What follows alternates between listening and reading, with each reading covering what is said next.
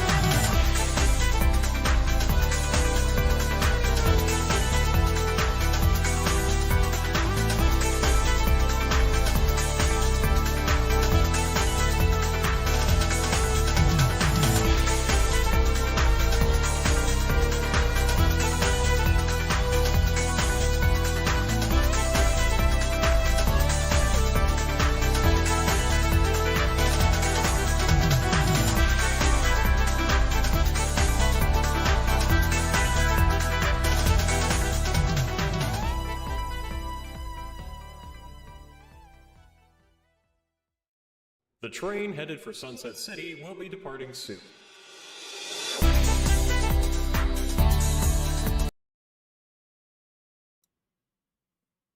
That. Do I have Hello to there, specifically say go? and welcome to Sunset City, the Sonic podcast for the modern and classic age. With me today, we have Ben 10 himself. And next to him, we have Confusion. Hey, I'm not confused. You're confused. And next to him, we have Wayne. Look, I'm sorry if I'm not who you were expecting, okay? Mark my we have words, LS Wayne is Mark. here. God damn it. We'll fix that for next week. So sorry for Old project assets not working correctly and Adobe Premiere being an absolute butt to work with. That's how it goes. But hey, we're actually up and running though. I'm really proud of us for that, at least. Yeah, we are a functioning podcast, which is great. The first topic today is we're going to quickly talk a little bit about the recent Sonic and Tails art episode. If you haven't seen it, be sure to check it out. Be sure to check out the whole series. It's a really great sort of origin for a new side of Tails that we don't often see explored. Yeah, and again, we need to reiterate this is a fan project, but it's got a bunch of veteran Sonic voice actors in there, and Mike Pollock is in there. And I don't really want to get into the specifics about what happened there, but I gotta tell you, like, that is some of the best egg manning he's ever done. The villainous monologue. yeah. I absolutely agree. It was really nice to hear the more menacing side of Robotnik, and hearing him call himself Robotnik, like, take me seriously. I loved that. I fucking loved it. It was amazing. I still think one of my favorite parts of that was, if somebody told me we'd been doing this for over 30 years, I'd believe them.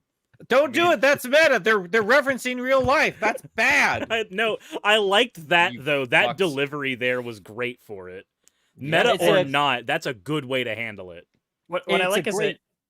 Sorry. Go on. No, go on, Wayne. Go on. I was gonna say it helps address like something that I've actually criticized Mike Pollock's Eggman for before, and that's that I can't take the villain seriously as a villain. He's just kind of a cartoon character that gets in the way of the heroes from time to time.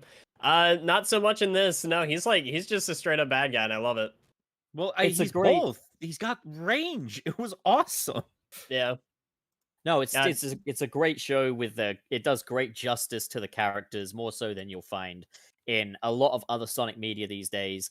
And it's got great music as well. I won't say too much on that matter, but there's a lot going on here that is well worth checking out if you're a big fan of the storytelling in previous or older, more like adventure era Sonic projects. Well, I mean, before we move on though, like, not just complimenting the guy who is still doing the job, for Sega.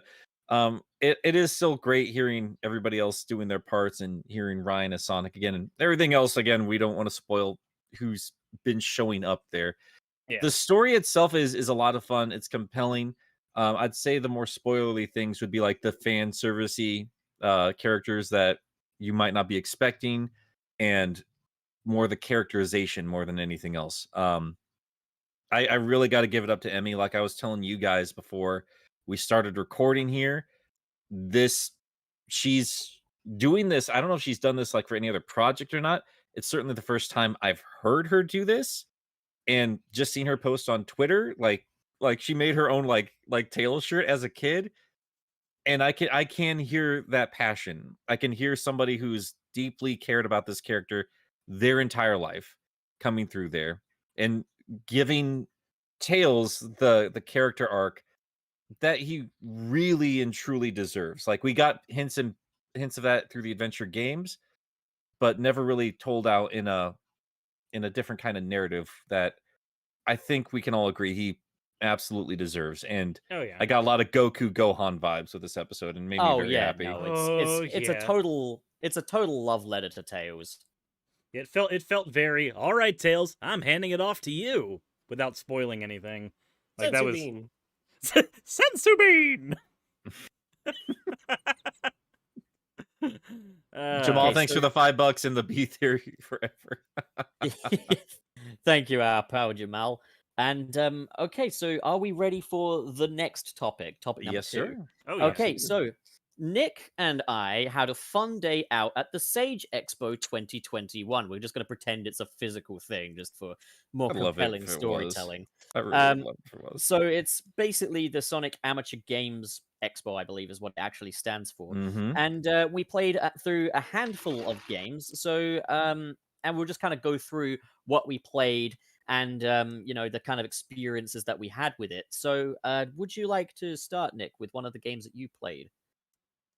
Sure. So I played a different sets a handful of games there. I think our main talking point is the game we've been discussing for a little bit here. So I'll wait for you to chat on that because I'm interested to hear about some things with that from you. I've A also now specific played. cameo that I'd like to learn a little bit more about.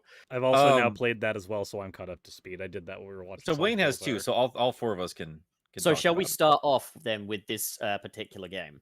Let me just get my like quick ones out of the way here, just because this is going to be a I'd say the focal point.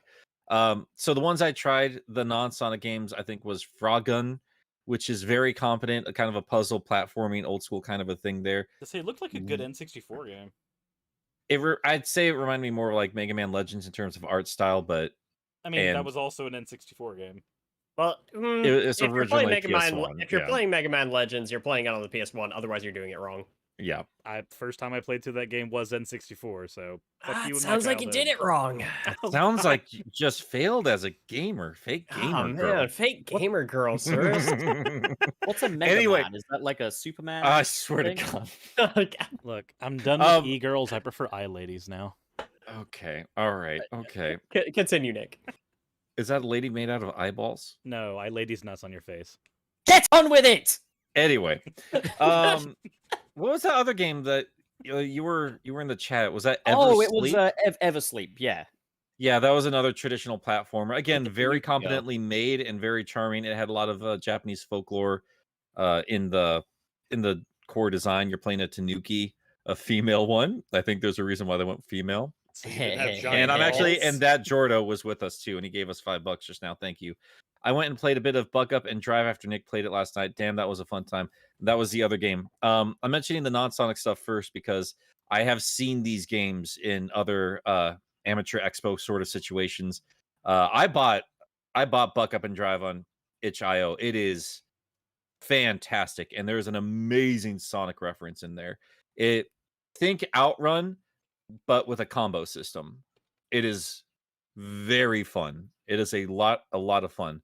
But then like the only Sonic games I really got to touch last night, Sonic J, which was just a physics demo more than anything, and very competently built. I'm interested to see what happens when they start putting in hazards and other things in the levels.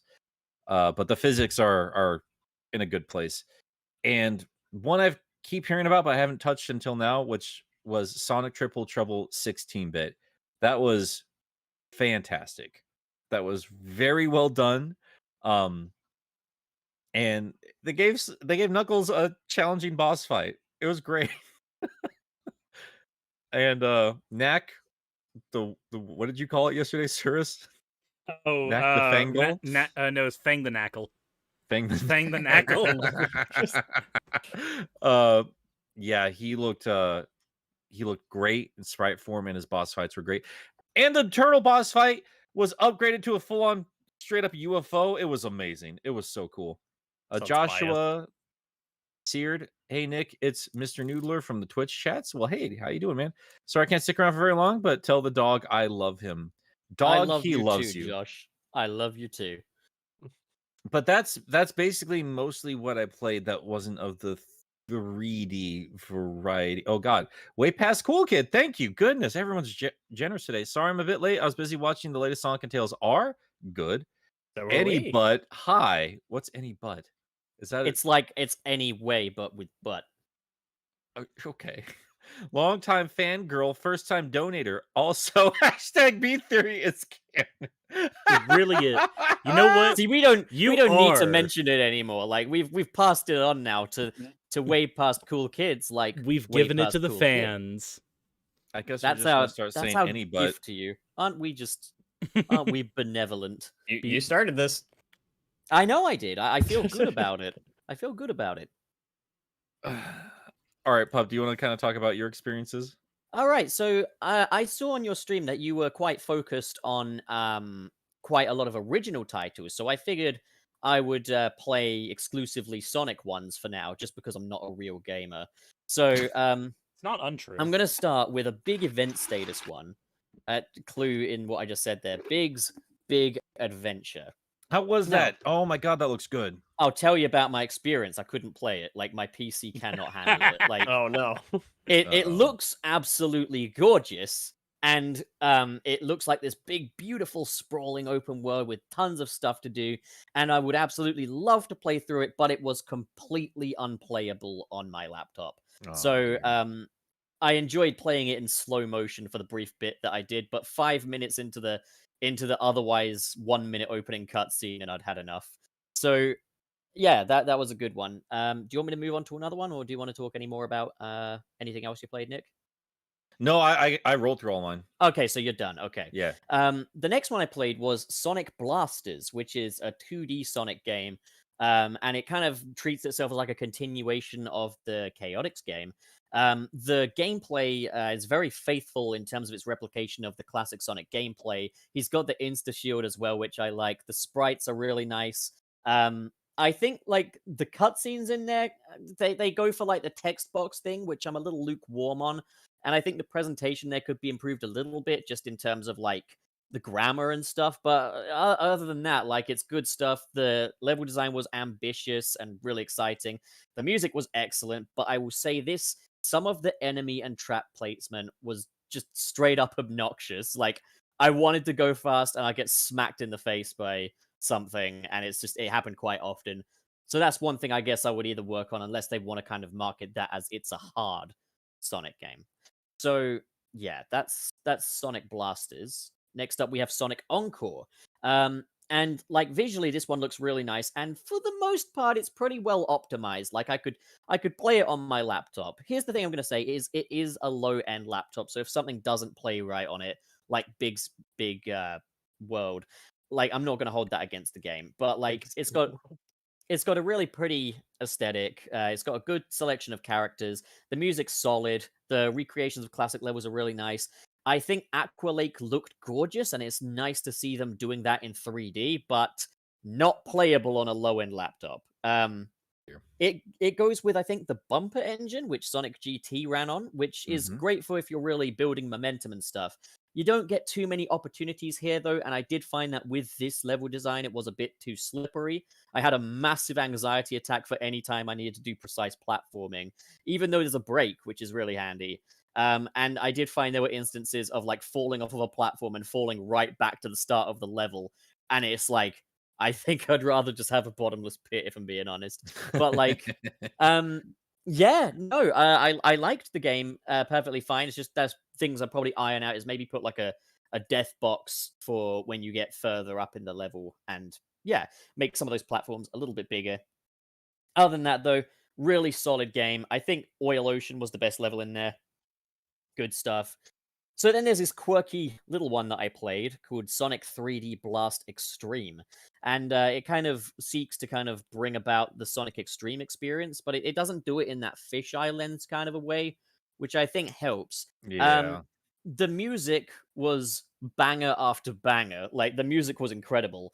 But I will say there's not much I can say for this one. I did wonder if it was a mod of something else, given that there's not really many Sonic hallmarks in there other than Sonic's character model. Like, you're collecting pineapples for a start, as opposed to rings, which I found quite Wait, you don't strange. think you don't like pineapple rings for that?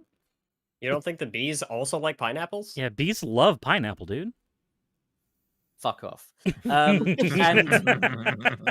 yeah, the jump was quite imprecise, but like it's a start. There's something there. There's a solid foundation for a potential return to the sort of Sonic Extreme kind of gameplay style. So I would highly encourage that they keep on at it and keep refining it. But like there's a lot of great stuff here. And yeah, that's it for my list. But then there's the one that we all played. And that is Sonic Rush 3D, which really stood out to me because like I'm quite a big fan of the Sonic Rush series, warts and all. So like to see it in 3D, which I prefer to 2D, like great stuff. But like let's go around the table. Before we ask what you guys think, let's quickly go to Aki Dave with the $1.99 super chat saying, supporting the boys. Have a great stream. Thank you, Dave. Thank you. Thank you. Thank you very much.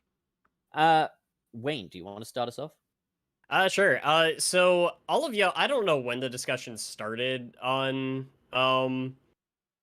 on all the Sage stuff. I don't think I registered any of it until yesterday.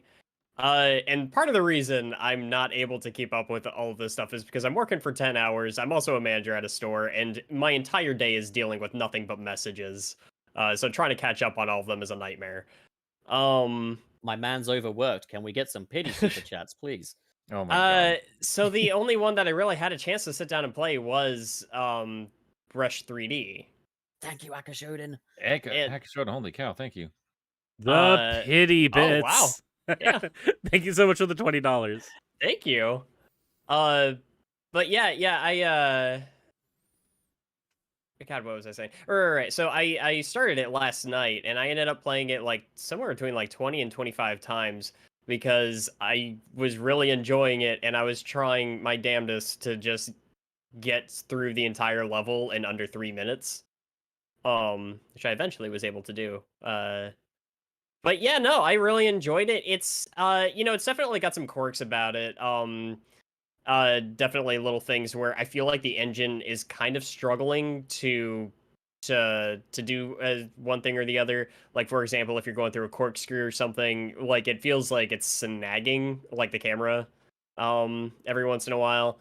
Other than that, I would just say, man, let's clean up the boost pacing a little bit, because there were a couple of areas in there, especially once I was trying to get those better times, where it was like I had to mathematically ration out where my boost meter was. But other than that, I really liked it. It's such a cute, fun little concept of taking Sonic Rush and making a little 3D platformer out of it. And the physics I was able to get a hold of pretty easily. The homing attack works about as good as I would like. Sometimes it wasn't always great about locking on to the enemy I was actually aiming for, but hey, what are you gonna do? Yeah, no, I liked it a lot. One of the things I loved about it the most was just, of course, the music. I was thinking Jet Set Radio the entire time. I understand it's music from the actual Sonic Rush, but and same composer and all that. Right. Yeah. But those models look adorable. I love them. I want more Sonic fan games to have that kind of aesthetic. We keep getting, indie games that are based off this retro look. And they're always going 8-bit, 16-bit. I'm down for just, let's move on to the era of indie games based off of low poly 3D models. Let's go. Yep, right there with you.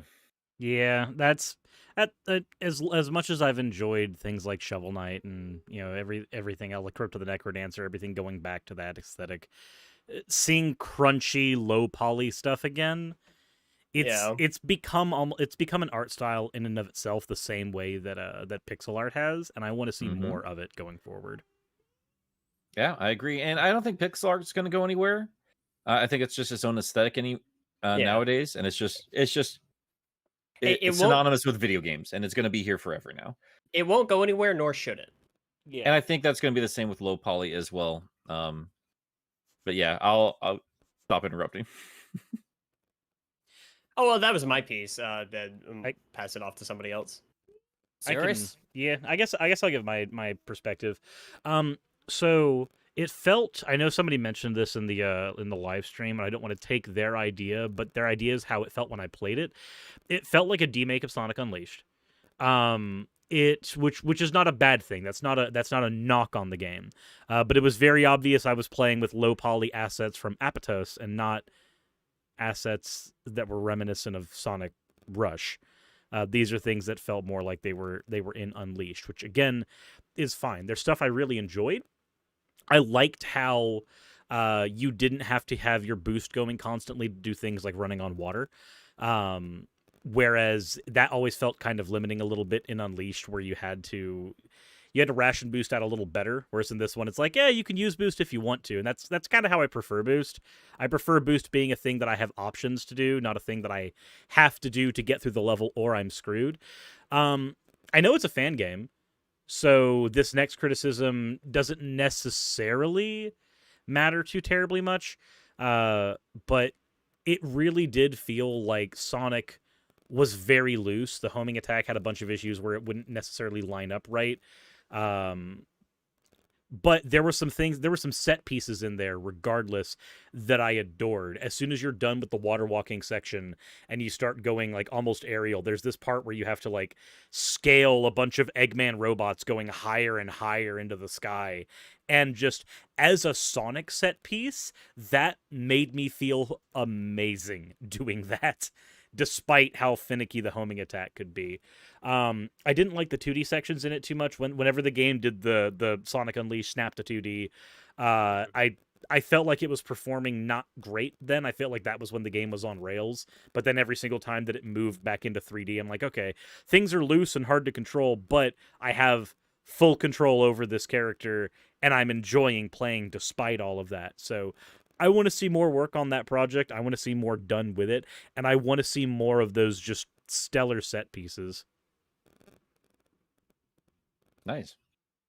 Yeah, as for me, if you guys were watching the stream yesterday, I had a pretty frustrating time with it. I've only played it a couple times over right now. And again, I don't want to be like too mean, because this is a fan project first and foremost. I really love the aesthetic. I like the idea of it.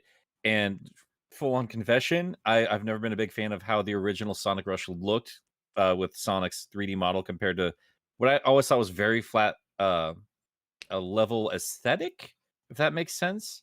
I don't know. I need to describe that a little bit better, but I really like how this looks. It does need work. There are a lot of spots where I just ran through a wall or fell down, or like a checkpoint would start me looking off into a beach when I couldn't go that way. I had to go facing forward. Or if you just boost like immediately starting from a checkpoint, you're gonna die, because there's a spike trap just right there that you can't see because the camera flips to the side for some reason. There are a lot of little frustrating parts of that demo that I did not have a good time with it. That said, I don't want it to come off like I want the developer to stop doing what they're doing, because I really like this idea, and I do understand that this is still as new as it is, and I can only really just kind of parrot what you two have already said in terms of some really cool set piece stuff that was happening there, as well as some more technical issues that I think, Wayne, like you very, very, I just love that about you. I like how well you articulated that, like the mathematical challenges, I guess, like in terms of taking care of your boost more than anything else. I think challenges like that, like taking care of your boost and making sure you don't like drown, not great for like a first impression or like a demo or something like that. And again, this is Apotos. This isn't like the first. How do you pronounce it? Is that Apotos? I think Apotos? it's a Potos. Apotos. Also, But- we just got a giant super chat. Yeah, Devin, goodness my gracious, God, dude. Devo. I'm late to the Sorry. show, but thought of my question of the week. All right, let's hold on to that. We're gonna get back over to that. Okay. Yeah, let's make Yeah, sure we got this written down. Yeah, get that Yeah. written down. Yeah, I got that copied. I'll take care of that. All right, but all that said, yeah, like I think I need to play a little bit more with it. I need to see what happens as they continue development. And again, like if this is like a fuller game, we're always going to keep in mind, like we can't treat fan games like we can like what they charge $60 for. Yeah. So overall, I really, as negative as I sound, I am very supportive of this project, and I love how it looks, and I love the idea, and I want to see more as it continues on. So yeah, that's my thoughts. So like one of the key things I've been wanting to see in Sonic games is steering. Like I want Sonic to steer well. And I think that is a problem with a lot of the Sega games, where I do think that this game gets it right to the point of not always needing the drift. So like there's a lot of things where it kind of stands out to me that the gameplay in this does a lot of things I've wanted it to do for quite a while, which is why I think I have such a positive reaction to this. I don't know if you guys. Else? We'll get to that. I don't know if you guys. I don't know if you guys remember, but in the Dream Sonic game video, I said that I wanted to keep the boost gameplay, but bring back the tricking system to gain boost, because I think it's a much more fun way of doing it than just collecting rings or Wisp capsules. This game does this, and I really love the way that it does it. And like the turnaround on this thing is phenomenal. I think it's 3 months in development, and like what they've got here is great for that time. And I mean, if you played the first demo and then this demo, they came out like 2 days apart from each other, and it's night and day. Like demo 1 has like a lot of issues with like being needing to be like ridiculously precise to get to the end goal ring, for example. Mhm. That demo 2 really fixes. So like I'm very impressed with like how fast the turnaround on this has been. It does have its issues, such as Sonic climbing walls that he's not supposed to climb. And like I think the whole thing of having the first half of the stage be like a Potos is an inspired decision, because it does offer a little world building as to like the geography of where the Water Palace is. At the same time, I can understand the disappointment though, because it's like as the first impression of this game, it's like you want something that's quintessentially Sonic Rush, and you're getting something that's half Sonic Unleashed, half Sonic Rush. I also think like when it goes into 2D, it's got the thing where like Sonic games like Sonic Colors and Sonic Forces tend to rely on 2D sections for when the level gets even the slightest bit ambitious. I find that this game has the opposite of that, where it's like the 3D stuff's really ambitious and awesome, and the 2D stuff is suddenly quite Minimalistic. Yeah, like a lot of just roads that you're just running on, and like there's a spike bed maybe in front of you that you have to kind of navigate. So it's like things like that I think can be worked more interestingly, but time will tell. I think the only way to go is up from here, and like what we've got so far is a fantastic little demo that I've played through several times now and had a blast with. And yeah, there is that really that very interesting character that appears on the lower path as you get into the actual Water Palace section. Like, God. I think honestly he's bound to become like a cult classic. Like he's going to be the next Professor He's in Pickle. Fucking game. They put a goddamn model of Pup in the game. For fuck's sake, quit leaning it on. It was cute because I was sitting there playing, and I stopped on this one platform, and there's just this random character model, and I was trying so hard to attack it, and I was like, wait, I know that fucker, and then I took a closer look, and Here, it's got it's a low poly channel pup. Unfortunately, audio only listeners won't be able to see, but I did think it was maybe very go cute. play the demo for yourself. I also did notice, Pup. You weren't the only cameo in there. I noticed one other character model that I wasn't familiar with, that was just kind of standing off on a cliff looking out. It was the Sega Saturn girl from the Sega Hard Girls game. Oh no shit. Oh, okay, that's who that was. Okay, I wasn't sure if that was another like creator cameo or what. Yeah, I don't know, but like basically the origin of this is pretty buddy with a dude called Temsy, and I was talking to him when I was playing the original Sonic Rush, saying, "Man, I don't get the hype for this game. This sucks. Like so many bottomless pits and stuff." And he was like, "Dude, you gotta just persevere with it. You'll find you'll love it in the end and stuff." And I did. I really do like the first Sonic Rush, even though it's got a lot of problems. I think the second one really fixed. But like the thing is, he was saying, "Yeah, I'm working on like a 3D remake," and I was like, "Oh, okay, yeah, okay, another overly ambitious fan project. Okay, that's gonna go nowhere, I guess." But then, of course, I played the demo, the first one, and I was like, "As if I'm not getting in on this, Temsy. How can I help?" And he's like, "Well, we could put a little pup in there if you could make like a low poly model." And I was like, "I'm right there. I'm on it. I'll get right on that." So he put that in the game. And as well as that, I've also kind of taken on a little role in the creative process of the game, workshopping some set pieces for future versions of the game. So I've got like a Google Doc of all these different ideas for how they can fill these levels with as many exciting set pieces as possible. So that's something I'm doing now. So yeah, I'm going to be shilling the fuck out of this game. Jesus but Christ. yeah, there we have it. So like, yeah, it's got its issues. It's obviously quite early in development and stuff, but I think we're onto something promising here, especially with the speed of the turnaround.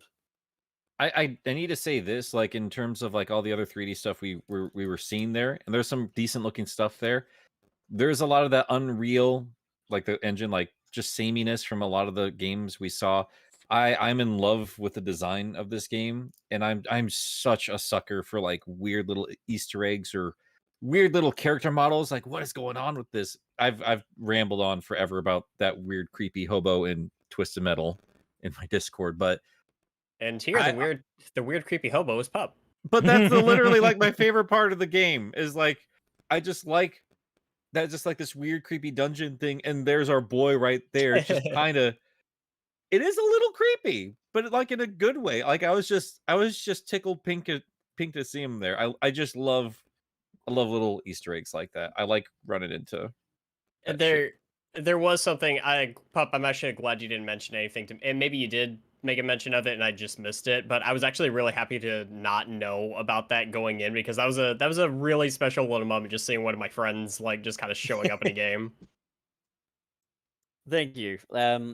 But like, yeah, no, you must have been a bit spooked out by his creepy white eyes, like especially when juxtaposed with I Sonic. just loved it. Honestly, And I want to go back and find the other ones. The only thing creepy about it was that it just stands there rotating around, staring you down, and I'm like, yep, that's something he would do.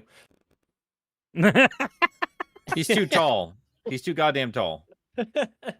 That one I do have to say, like I'm used to Pup being the shortest one of the group here, and then there he's Well, not just even like, that, just like hello, I'm the, Slender Man.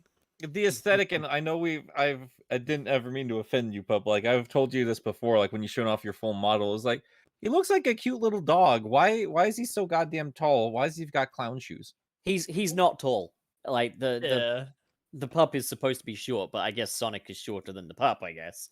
Well, I was gonna say, I think I didn't really realize it until I was looking at that little cameo, but no, you got a good character design there, buddy. Like I feel like it is works. good. Yeah, Yeah. it's good character design. Oh, that's pretty much entirely to be accredited to a dude that did some artwork for me in the past called Emissary from Heck. Like Okay. I basically sent him like the basic concept, which was much more Sonic-y in its overall design, and he basically reworked it, gave it the sort of the white eye style and everything. And it's been reworked further from there. So what we've got is this interesting sort of amalgamation. But like he really like I can't let the conversation go without saying how much he did for that design and like the contributions he made. Like we cannot let him go without his dues. Like I can respect that. he's a fantastic artist. Let's get some let's get super some chats in. Oh, all right. So so Jamie here, he's one of my patrons, and thank you for the $5. But like I said his name wrong because I started doing shout outs at the end of episodes. And like, he messaged me, it's like, hey dude, thank you. Just so you know, like you're saying my name wrong. Because like is it when I first Chevalier? I thought it was Chevalier. It's not Chevalier, it's Chevalier. So yeah, he said, I want a story focused Sonic RPG to replace Sonic Chronicles so bad, even if it's fan made. There were a couple of RPG games, we just didn't touch them. So go check out the stage page. Some even based in the Archie universe or the Sad AM universe. They were more, I think, more Archie stuff is usually RPG based. I've noticed. P.S. Say my name, Grandpa Nick. I did, and you're welcome. Rion Islander sent us $8. Thank you. Awesome to be able to watch you guys lives. Do you guys think Sega will take in low poly artists like they have with Mania? Usually I would wait till the end to answer questions. No, I don't. Not at all. Yeah. I think the closest we got was the special stages in Mania. Like I think like most people here, like probably in the podcast and in like just on the podcast, we probably we really appreciate the low poly look and like it a lot. But it's not a large enough consensus, I don't think, and I don't think that there's enough of an audience there within our own niche, within our own like echo chamber, as it were. Yeah, totally. But we're never gonna see like the same numbers that they do, and I don't think that they would just pick up a couple of artists to do like a low poly game that probably won't sell well just based on the way that it looks alone. As That's much an as we love it. reality. Yeah, as much as I would love it. If they were to do it, it would be like a very low budget thing, and then they'd see how it goes. Yeah. Anyway. Yeah, sorry to be a bummer there. We would love it. We don't think Sega will do it, especially in the era where they're doing their best to be a Mario clone more than ever before. That's let's see. Devin McCann, Nick out of context. Channel Pup looks creepy, but in a good way. I did say that. Dragon Blur 57 sent us $10. Hey guys, want to know your thoughts on if SA1 remake were to be released alongside an SA1 movie adaptation? This is a question I thought about recently. Wanted to ask your thoughts. Should we save this for later? Is this like a bigger conversation? I mean, think- all I'll say for now is, please, I would love that. But we like, had, I know we I had don't a think it'll whole happen, but- conversation about an SA1 movie adaptation, but I don't think we didn't factor in like a remake tie-in because that would literally just make Sega go, I mean, time that to would print be money. that would be good. Like if they did Yeah.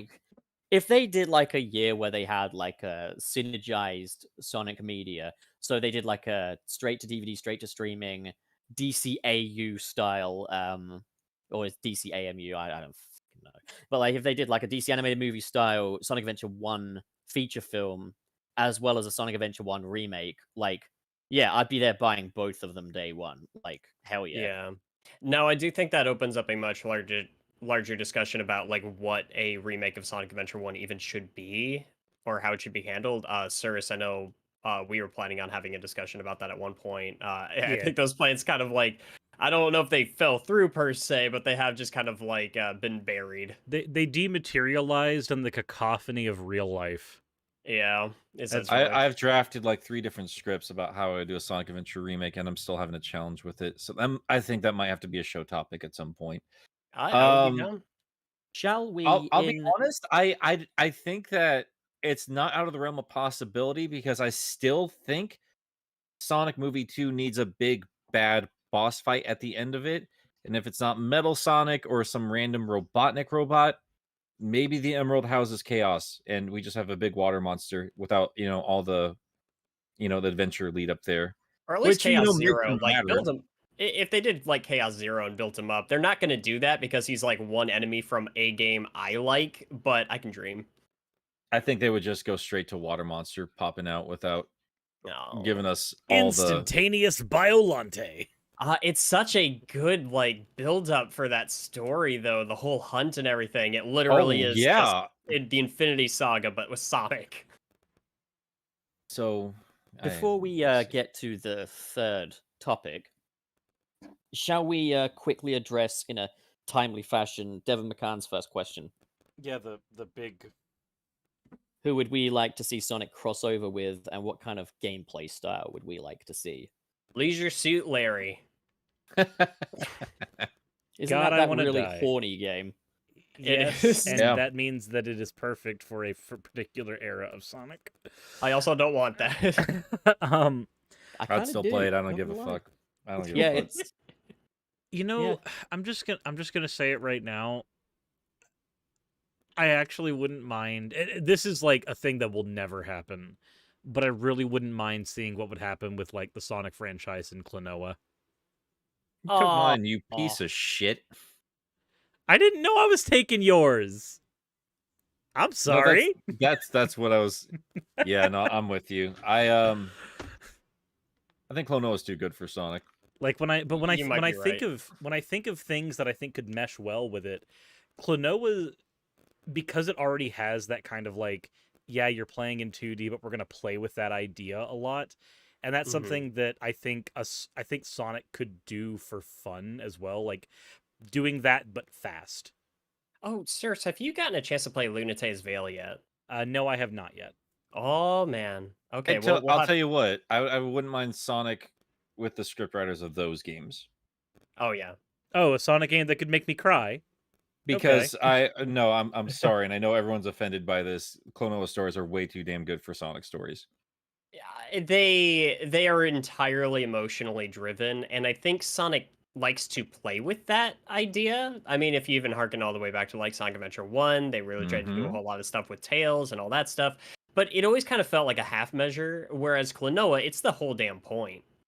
And it gets more layered as it goes on. Those characters are far more complex than they initially lead on. Like again, this is like Psychonauts. I'm kind of doing this because I'm doing the script for it. Like surface level, like they're solid cartoon characters, and they're really Yeah. cute. You can see the comparison between Sonic and Klonoa, but the more you travel down there, and this is again, I'm not saying Sonic characters are not capable of this. We've had great stories with them, not in the games, not And in terms of Sonic's characterization. And I can't think of any character in a Sonic game that I connected with on the same level of, say, Lolo.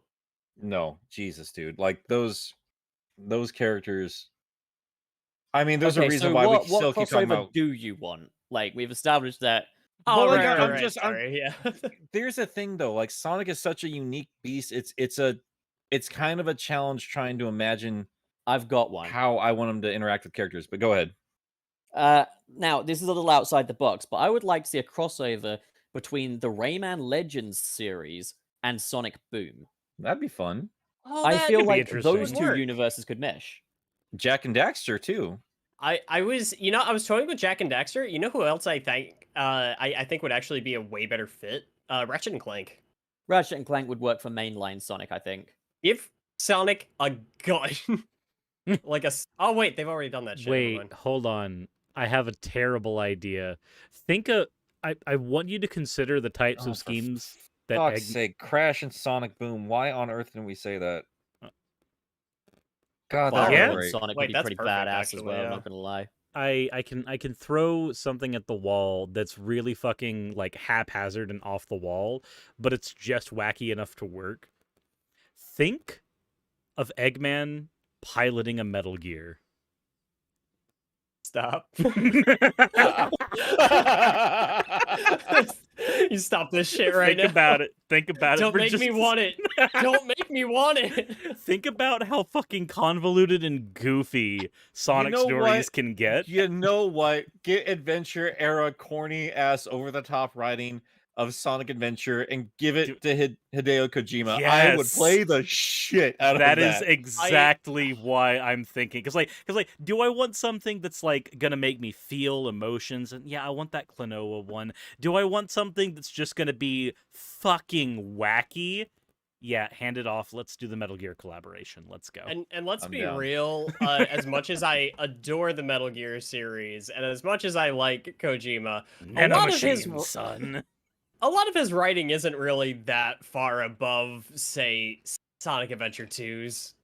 It's not, but at the same time, it is because you got to remember we're Americans. We deal with a lot of localization, and yeah, the characterizations are very silly, but those storylines and the lore and everything else, like it's so complicated and Kojima. convoluted. It's such a fun rabbit hole to fall into, and Tell that me. that level of depth is what makes it so compelling. Because if they didn't have that, then yes, the characterization is just wacky anime goofy bullshit. But it's Tell me everything else so- that elevates it as much as it does. I'm just So thinking of Eggman, like, tell me, Sonic, have you cracked the code of the Lale Lule Lo? The Lale Lule Lo. Metal Gear espionage. Oh god damn it. God damn it. Can you just So imagine we've got, SBO sitting there with like Solid Snake going, "So you don't have any powers, but nobody can see you. You use a box. What the fuck is wrong with you? I just realized who I want to play the next Espio. Oh my god. You want Get David Hayter. Are you kidding me? Just give Espio a bandana and have him voiced by David Hayter. yes." Right, so we've got two new super chats, both from Way Past Cool Kid.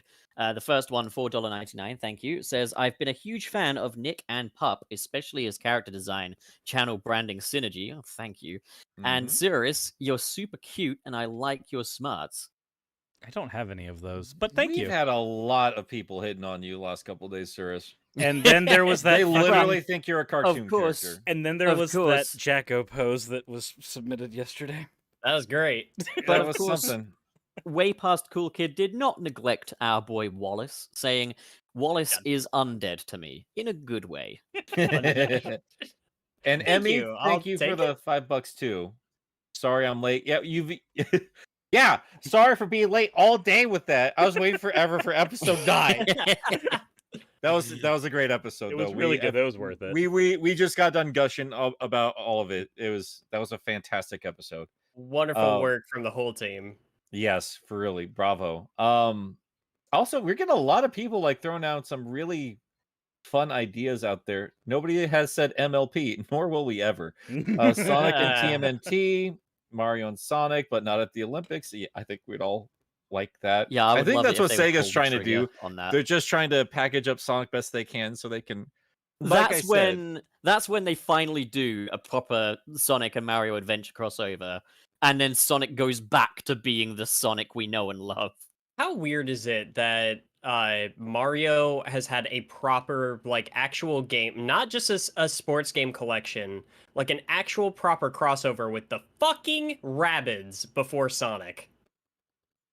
That is I kind of mean, weird. That's not a platformer though. That's like It's a not, strategy. yeah. No, game. but it is a proper It's just game with, XCOM. like, I wouldn't say that's any more a proper game than the Olympics. I'm gonna like, I'm with Pup there. I I'm don't completely with him know. there. It still I doesn't feel do like what it's so much Mario's more namesake is. it's so much more its own thing than Mario and Sonic at the Olympic Games, which is just, hey, this is a fucking motion controls tech demo, like the I mean, no, entire it's- Wii it's- library. Have But you in played? the sense though, it's still you Nintendo played not them? allowing Mario to be anything.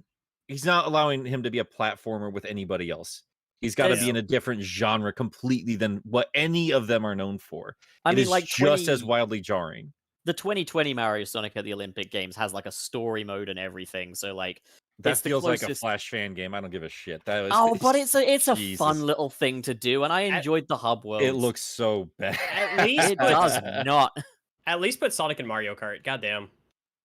Or put Mario in Sonic and Team Racing on the Nintendo Switch. I'll keep saying it, and again, I mean no disrespect to Jay, but like part of the reason why I don't call Mario or call it the meta era, it is purely a semantic argument in terms of what we call it. At the end of the day, we all have similar problems, but a reason why I call it like Mario era, I call it Boost era, but it really feels like, and I've said it on the show before, and I'll keep saying it. Current Sonic feels like it is designed to be for the Mario Olympic Games. It feels like it is designed to be handed off to Nintendo on a silver platter. It feels like it's meant to coincide with the Mario gang. It is not Sonic-y enough for me. You make me So- want to die when you say things like this because Well, you're that's not the wrong. thing, because like I spent my entire life as a kid, like holy shit, Sonic is so cool, but I loved Mario first, and I like these two franchises. I like Sonic a little bit more, but I still grew up loving both of them, and all I ever wanted was just to have these two characters together.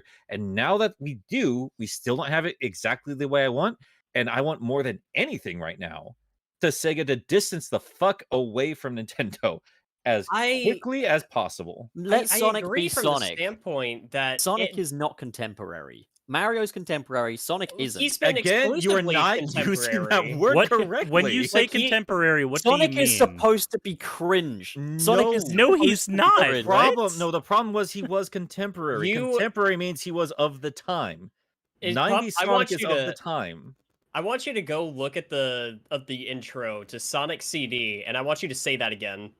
I want you to look up the word contemporary, the dictionary definition of contemporary, because if it was, that's what Sonic was, because he used the popular things of the time. Okay. I'm gonna change the word. Tasteful. Okay. God damn it. Mario is all tasteful and it's all like it's gentle and everyone can enjoy it. Sonic for vanilla. most people is fucking Yeah. cringe. And Sonic it feels is for like no one, and that's what makes it good. Sonic has my problem with Sonic is that it feels like it did the Jack and Daxter thing to a degree. To elaborate on that, Jack and Daxter, I think, is a pretty good platformer for the PlayStation 2. It's past its era. The 3D platform was on its way out at that point in time. It was kind of going the way of the survival horror game. But it decided to latch on to Ratchet and Clank. It was like, all right, let's be a little edgier. Let's give them guns. Let's go for a darker storyline and darker characters. Let's make every fucking character's voice gravelly and serious. And they washed their hands of their own identity. They were able to hold on to some of it, but they kind of just went with the current flow of the market. Sonic has been doing that for a while now, where it has washed its hands of its own identity just to be a functional 3D platformer most of the time.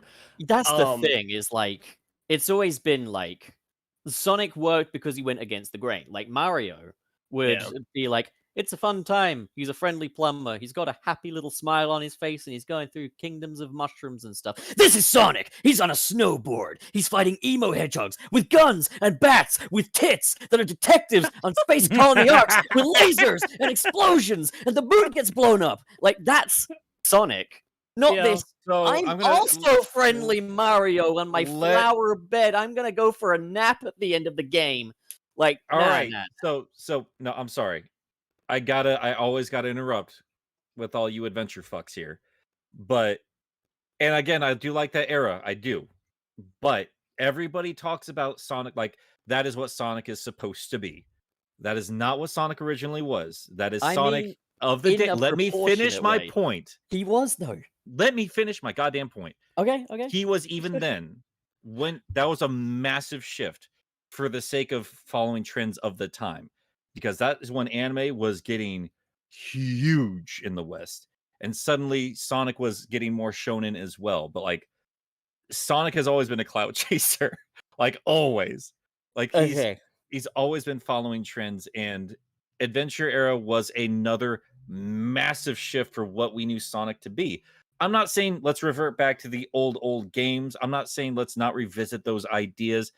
I'm just saying within context, let's consider that this is everything that it is, even if we're not a fan of what it is currently. Let's take adventure out of the equation then and walk it back to what Sonic was originally intended to be. This is Mario. He runs with mushrooms. He steps on them. This is Sonic. He runs through metallic bases. He's got pop-inspired music. He's got a girlfriend called Madonna. He's in a fucking band. He loves chili dogs. He's rising against oppression. He's an eco-warrior. You know, that's Sonic. Well, that's yeah, Sonic. but it was also so much more. It wasn't anything basically any anime wasn't doing at the time. And I guess the point is, kind of to further Nick's point, if we're even pulling adventure into the equation, that was not going against any grain. Nothing about the whole cool sports wear, the soap shoes, the snowboarding, that was all a product of its time. It was nothing else. That is but the point I'm making is that Sonic, in that case, shouldn't be emulating Mario, but should be bopping out to the EDM music, going to fucking festivals, getting high off his tits on cocaine. He should be appealing to what Gen Z wants. He should be fucking killing himself. Well, isn't that the problem, though? He should be speeding by shadow, waving his hand with fucking blur effects over him. He should have lens flares coming out of his eyes. Isn't that the problem, though? Is they're still trying to go for whatever the next generation might be into, as opposed to we're 30 years in. We have all of these sources to pull from. We have the adventure games that have great things to pull from. Sonic and Tails R keeps showing us this. The classic games, we know what works for the classic games. Don't pepper everything with Green Hill. I mean, still show us more Sonic-fied worlds. I would take that. And just to backtrack a little bit on my city stuff. Last time we talked about this, my issue isn't cities. My issue is like flat out like we pulled assets and this is just San Francisco. Sonicify it a little bit like the adventure games did. City Escape does not look like a regular ass city.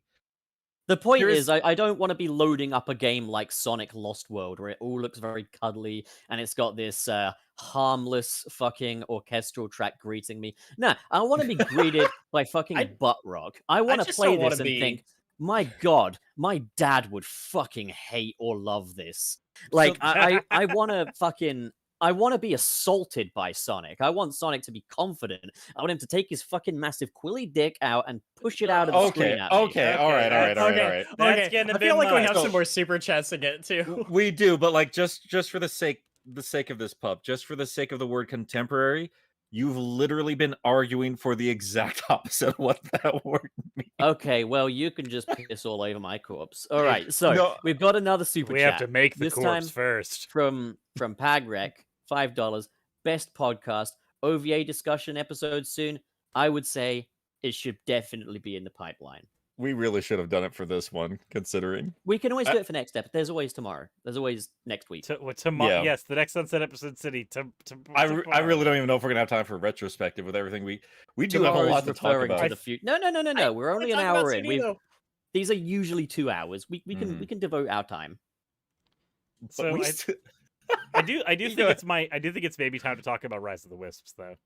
Okay, let's talk Oh, about yeah. Rise of the Wisps. Yeah, I want to say Wayne. I wish you tweeted this out, but like before we get into any compliments, the first thing you said, can you just explain like that one critique you had? Because I thought that was just the funniest damn thing. Wait, hang on, what? we're missing someone. Black Yakuzu says he Wait, looks wait. snub. Yeah, he Critique did. of what? I feel like I've critiqued a lot of things today. All you literally said yesterday when we got done with Rise of the Wisp was, "Why was this why two the parts?" fuck was this 2 parts? Yeah. Hold up. It's like it's one thing. It's one thing. No. It is one thing if they like waited a week and then they were like, "Here's the complete thing." But after an hour, they were like, "Okay, here they are, 2 things together." Sonic Rise of the Wisps complete. It's 11 minutes long. We're not even giving it a day before we're just, here's the complete package. It's 2 parts. It's just barely over 10 minutes when it's all together.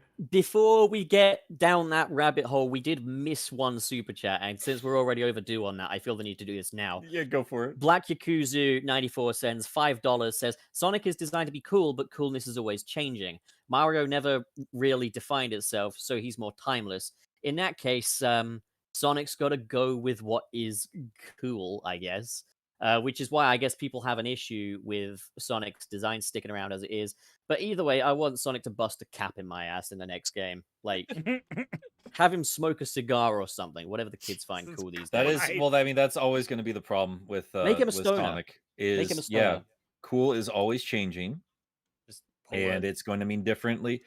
I mean, they picked like a very temporary demographic for the original games. Oh, yeah. So Give DMC it's Sonic still May here. Cry. so I Give understand why him- they're trying to do a more timeless like baseline. Here's what these characters are. Just Yeah. No, we I can say do just better. give him fucking Nike Air Jordans. God damn it. And I don't know, have him do something else that kids like these days. I don't know. What do kids like? I never want you in charge Don't of say any corporate Fortnite. team ever. You know what I'm gonna say? I had a couple discussions about one very particular movie randomly for a few different people this past week. The Goofy movie. Oh, I love that. Oh, That's movie. such a good movie. movie. That movie's so much better than it has any right to be. Well, here's the yeah. fascinating part about it that I thought was amazing. It is very much a product of its time. Yeah. It's very much about being a teenager in the 90s, but at the core, it still understands what being a teenager is. And I think that resonates regardless of when you watch it. There's no touch phones. There's no, I don't even think there's an internet in there at all. They got goofy, poppy music in there, but it still resonates with what it's like growing up, finding your identity, trying to fit in with people. Like it understands what it's like to be a teenager and also offers what I think juxtaposes that, like, the view of a parent or things of that nature. Oracle. And I think that's Sonic's not you need a lot of emotion, you need a lot of heart if you're going to be tackling the teenager route. So if Sonic So really wants to be cool basically, and be a teenager, I would look we to the need- Goofy movie. We need to have Sonic takes Honeyed P to rehab to get his behavior sorted out so he can return to his rap career. Okay. I don't know if you heard Oracle, but thank you for the super chat. Thank you. Right, so Sonic Colors, Rise of the Wisps. Yep. I liked it. I think part 2 was way better than part 1 to me. I liked the action sequences. They made me happy. I liked seeing Sonic just fucking smart off to metal the entire time. That just gave me joy. Also, Yeah. canonically, there's a Wisp faster than Sonic. Yeah. And we also So- saw that what's his face? Wow, I'm bad with words today. Who actually wrote this again? Tyson Hess. Thank you. I kept trying to think of Trey. Is this the same man that named a character Trey that was the Noble. enchilada? Did you just say Yes. Trey Noble? Yes. I kept thinking it was like a T name. Like I keep wanting to say Famous author of Sonic the Hedgehog lore, Trey Nobles. Ah, yes, the ultimate T name, Ian Flynn. Trey. But Man, I mean, they jerking off to your flat out husband said for 2 like, seconds. so let me yeah. So he flat out explained because somebody flat out asked him like, why is this the way it is? And he's flat out said like they specifically asked us to keep it in line with Sonic colors. And on that front, I think that jarring opening that we all had, and again, like I didn't have that much of a problem with Sonic being impatient, just wasn't the right time for it, and it was very, very childish in terms of what we had that talk last week, but like that, I think that explains a whole lot because you saw them kind of lean away from that a little bit the further it went, and yeah, by the time we got to the second half of this 11-minute cartoon, it was a great time. Orbot and Cubot were actually working on Eggman's behalf for a change, which I don't think I've ever seen them do. And yeah, I really liked incorporating Sonic Colors-ish design with Metal Sonic, and when they upgraded him, I just loved it. I loved it. It was so much fun. Transform. So given all of the rants I've just made about what I want Sonic to be and how I, prefer when Sonic is going completely against the grain, this is such a basic, harmless cartoon, which is clearly aimed at kids, but I still like it on its own terms. Like, this is fine. Like, it's definitely better than the writing in the Sonic Colors game. Yeah. And, like, they have now uploaded it as a singular 11-minute short film as well. So, like, you can watch it in that form, and it works much better that way. But you do tend to notice that the first half feels overly long for what it is. Yes. And it's kind of like the action in part 2 is the best stuff. I also like the little moral of the end of the story. I know it's very kiddie and it's very on the nose, but like, I don't know. I think just on a whole, this whole thing is just the best thing to come out of Sonic Colors story-wise. And yeah, I thought it was pretty good. And that's kind of a shame because I think the overall message of Colors is a good one. Slavery bad? Well, I mean, it's the most on the nose it has been, and I think Sonic's been long overdue. And I appreciate this a lot, like an environmental message playing out through the levels and through the music and the design. I really appreciated that about Sonic Colors. And again, I've talked about that before, and it's just brought down by some really, really rough jokes there. But yeah, it was really nice to see some decent fun. Like that cartoon is what I want Sonic Colors to be. The absolute best thing about it for me was Orbot and Metal Sonic as well. The dichotomy. Oh god, between yeah. those Big two. bro. Orbot, who's like constantly overcompensating and like he's trying to take on as much of a leadership role as possible. And you got Metal Sonic, who's just done with everything, but he's also kind of confident as well. Like there's a lot of character coming from Metal Sonic for a character that doesn't say a fucking word in the entire thing and is literally a robot. And that is a product of very good writing. He's a very efficient, fierce robot, but the moment he's up against the thing he was designed to beat and has never beaten, like you just see this seething fury and this desperation to prove himself. I loved it. It was amazing. It was so much fun. And Sonic's he's like, hey, you don't want to fight, dude. This is Metal Sonic. He wants to race. He's like, yeah, bitch, let's do this. I love it. And then they Wile E. Coyote him up. I saw someone though on Twitter make this joke, which I thought was really funny. The whole thing is like Sonic has very low self-esteem, where they play a clip from like the Sonic OVA movie where Tails goes, "That robot looks exactly like Sonic," and then play it back to back with Sonic saying, "Metal Sonic, you're looking hideous as usual." Oh no. He did say I was looking like in an ugly mirror, and I'm like, Sonic, bro, like Sonic has low self-esteem. And also did point out Ricardo, take Chaotix. I didn't notice this before. He's like, dude, I think it might be time to take legal action. Because we had Metal Sonic just like strangling one of the Wisps. Like, oh yeah, I saw that.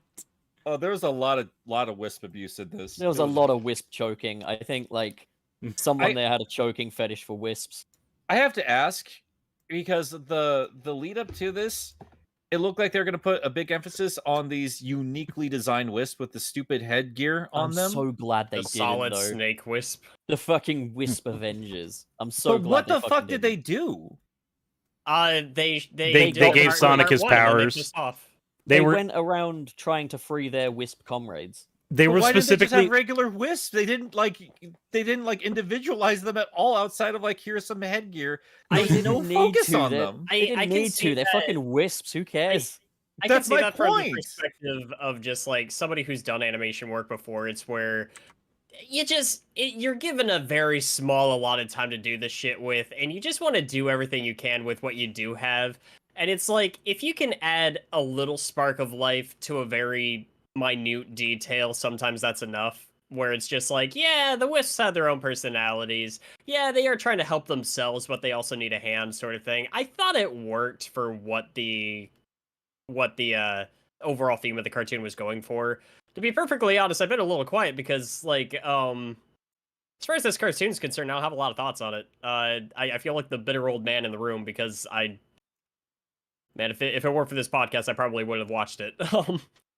I don't know. I didn't really care. It was fine. I admire the work that the team put into it, but I'm also just like, I am as somebody who has fervently said like you can do content aimed towards kids without making it feel like it's only for kids. I did mean, not put it enjoy this way: it's not Sonic and Tails are.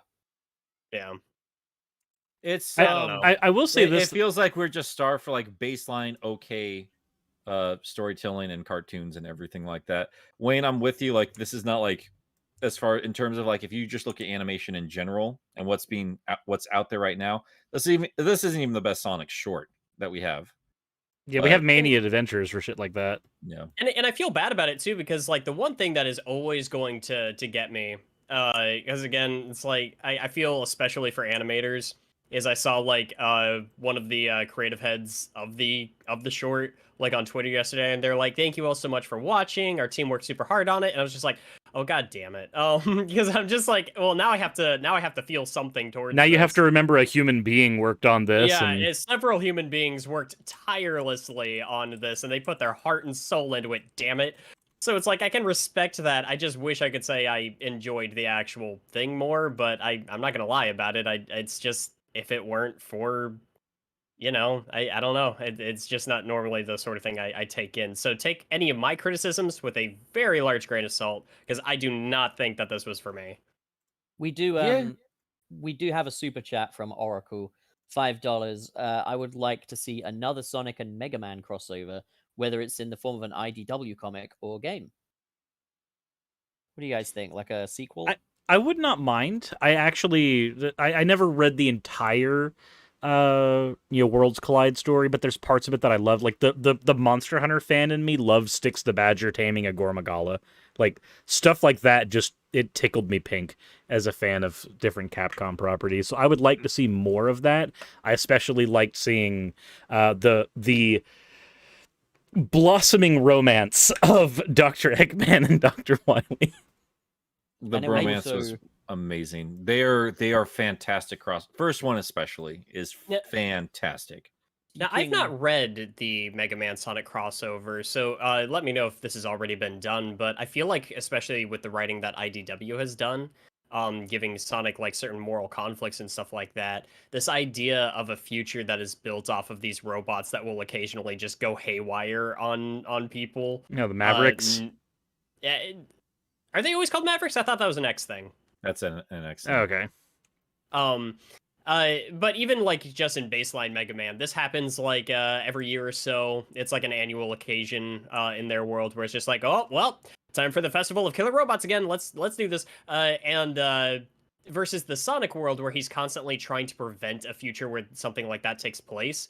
How interesting it would be to see Sonic and Mega Man work together, because like he has to kind of put that bias aside.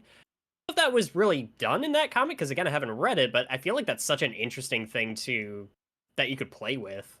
I would say something like that is touched on, but I like your premise. That's a really cool premise in terms of like world building. But there was a Mega Man Archie comic, and it was written by Ian Flynn while he was doing the Sonic comic over there.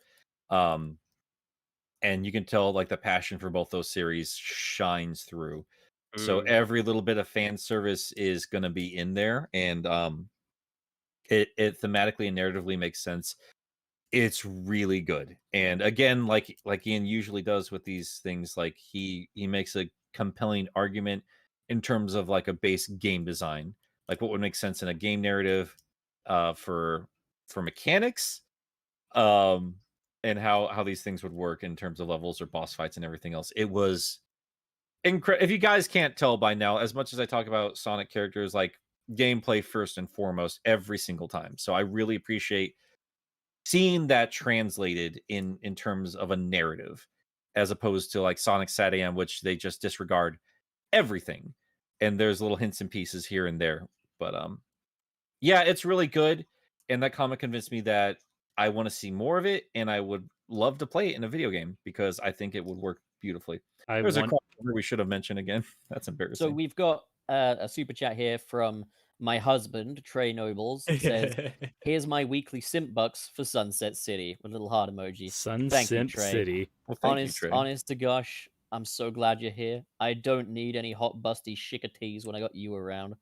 Jesus Christ. And we've also got Black Yakuzu 94 back again, saying, since we're talking about metal, how would you compare him to Sonic's later rivals, mainly the other doppelganger, Edgy the Hedgy?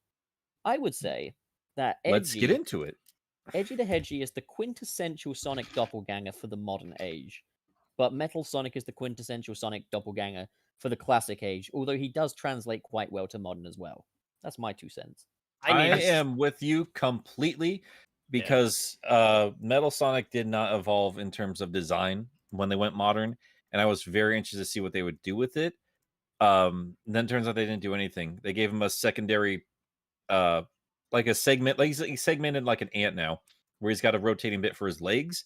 And that's about it. But yeah, I'm in complete agreement. I think in terms of narrative, they both can serve separate functions, but they're both going to be compelling in different ways. The idea that Metal Sonic is the character, or Metal Sonic is the rival that exists to be like literally the anti-Sonic. This thing is created specifically to fuck with Sonic, whereas Shadow is created without Sonic in mind. Like, this is a character who just happened to be his rival and happens to have a grudge because of a set of circumstances. And as a result, you have Metal Sonic ending up on one side of that conflict. He's always in opposition, whereas Shadow is more, I'm going to work with you despite my various disagreements with you. I think that's the thing that I like about Sonic rivals in general, is that each one of them can end on a different side. Like, Knuckles was a Sonic rival, and he is one of Sonic's best friends now. Shadow was a Sonic rival. He's very much an anti-hero now. Metal Sonic was a Sonic rival, now still is, and he very much ends up like purely on the evil side of conflicts. And that's a thing that I like about not just, you know, Shadow and Metal Sonic, but just Sonic rivals in general, is that you can put so many of them in different narrative placements, even after they've had their beginning scuffle with Sonic, and it can cause them to continue to have those disagreements. I do have a massive problem with Sonic rivals in general, and that's the Dragon Ball Z rival issue, where the shonen recruitment. They're most compelling when they're on the opposing side. Then afterwards, they're just kind of there. Vegeta's great. I love Vegeta the whole way through. The rest of the Z cast, it's a goddamn embarrassment what they've done with the rest of them. I'd say Super at least did correct course on a lot of that. It still caused a whole slew of new problems in terms of that. I still love Super, don't get me wrong, but Vegeta has never, he's like, all right, you're designated second place, and that's where you're always going to stay. And I'm worried that's what happens in terms of Shadow. Well, in terms of everybody. I got in this little bit of a debate yesterday on Twitter, surprising, but someone's like, how many worlds, you know, if protagonists turn evil would be completely screwed? And, you know, they brought up, oh yeah, and Mario, like Sonic would wreck everything. And like, that's bad storytelling then. That is an underutilized and useless cast. Like, that is a failure on the part of your world building and your cast. Not to mention, I think that the idea that Sonic would get wrecked by most of the cast, or that Sonic would wreck most of the cast, no problem, I don't agree with that. I think just in terms of raw power, characters like Shadow do outclass him. But that's what makes a hero compelling. Yeah. Crack said this best. When Superman versus Batman was coming out, they were pointing out like Batman's too powerful in the comics sometimes. He's just way too goddamn powerful. My buddy has described it like there's Detective Comics Batman and there's Justice League Batman. Justice They're League Batman is a wildly nuke. different characters. And the most compelling thing about Batman is whether or not he would win the fight against Superman. By all stretches of imagination, he should technically not win that fight, but he would fight anyway. And that's what makes him compelling. That's what makes him a hero. And I think Sonic should have those next level challenges, even in his rivals. This is where we kind of bring it back to the F word a little bit. Is like the fact that in Sonic Forces, all it took was for Sonic to be kidnapped aboard the Death Egg for 6 months for everything to go Everything to went shit. to shit. Given that they have Shadow there, Silver there, Tails, Knuckles, there is no way it should have gotten to that point within fucking 6 months. I will say at least, with one exception, at least they did with episode Shadow try to address why Shadow was not part of the narrative as well. But to be honest, I will throw out 2 characters who can destroy the entirety of any Eggman fleet without any trouble, and they have a reason to do so. Put Knuckles and Omega on a demolition team against Eggman and see how long that empire lasts. I mean, I was saying it from the start. The story catalyst should have been that Dr. Eggman just went really hard this time and managed to actually overwhelm Sonic. Let's be completely fair to Sonic Forces. The major focus was on Sonic, and things didn't turn around until he was freed. I do think we at least need to address that. We should at least give props to Eggman in that narrative, because the first thing he did was kick Sonic's ass. Like, he was taken out like a bitch. And I think that goes to show, like, even Sonic can't stand against Eggman when he's going all out. And things didn't turn around until we got Sonic out. We got that Avatar character, and we even got a literal other Sonic to come in. And then everybody came together, coordinated and fought at the end. There's a good story in there if it wasn't all cut out and, put through the filter of really corny dialogue and rushed simple gameplay. Wave. Now, with getting down to the F word slope again, did we want to go ahead and start our discussion on the origins of Metal Sonic? Yes. Okay. It might be time to go ahead and reach our last topic, because I feel like we can spend some time on this. Okay. Well, we have a brief thing to get into right before that is still tied into Metal Sonic, though. Look, I'm going to be blunt with you guys. I think we should probably just talk about Metal Sonic as a character for the remainder of this, and then maybe save the retrospective of Sonic CD until next time, because we're over an hour, almost an hour and a half in. I think we've only got like 30 minutes left, so I feel like if we're right. going to talk about Sonic CD, it needs to be his own devoted episode. At this point, yes, and that will I'll play through it a couple more times. I would play it a little bit more. I think you guys have valid criticisms when it's concerned, and they do need to be addressed. But I do think, like any other Sonic game, they deserve a little bit more time, as they are designed to be replayed more than a couple times. We had a whole episode devoted to Sonic 1, which is about as long as CD. So I want more time to sit down with Sonic CD anyway. But it's like, as much as I love you guys, and I could honestly sit down and talk with you all day, we all do have stuff to do. So maybe we should just move the discussion on to Metal. All right, let's do it. All right, so Metal Sonic. We don't have to rush. It's okay. Unlike Sonic, he doesn't chuckle. we need to speed up the pace. Come on. No, Pup. This is I'm very pressured. I'm like a deer in the headlights now. Why are you doing this to me? It's for the sake of brevity, and you're not helping with remarks like that. So come on, let's do this. I will sacrifice the Neko. Devin McCann sent us a chili dog. Thank you, Devin McCann. That will be the energy we use. Thank you. All right, come on, the Metal Sonic discussion. Come on. So Sonic CD came out. It was like I find it interesting because it's a game all about time travel and trying to prevent certain outcomes and everything like that. And you essentially get to see like different versions of a possible future. In another world, Sonic 2 would have been Sonic CD. And I just think that's kind of a funny way to look at it. But I don't think Sonic CD don't even know if that's like still canon in its entirety, but there's so many elements from it that they have held on to between Amy and stuff like that. But by far, like the most, CD's absolutely canon. Where it okay, lands, yeah. we don't know. If But it's in Generations, it's canon. Yeah, but well, I was gonna say the most popular thing, but that's not entirely true. I mean, again, Amy. Anyway, Metal Sonic is in Sonic CD, and he's still around. He's cool. So, God, that design, holy shit. I mean, so That- when Naoto Jesus, that design. when Naoto Oshima was trying to figure out like what kind of rival he wanted to bring in for Sonic, the one word that he had when the design concept was being like drafted was menacing. And that went into every single aspect of that design. How do you make a character run as fast as Sonic but still be menacing? Make him float. How do you make a character that's going to grab you and cause you pain be menacing? His fingers, like in his early drafts, they look almost like fucking knives. The Man, he was fingers really ahead of the curve on the JoJo memes, huh? So you're approaching me. But no, like having that idea that we want this rival to be menacing and just bringing everything out from there, that was what they ended up working with.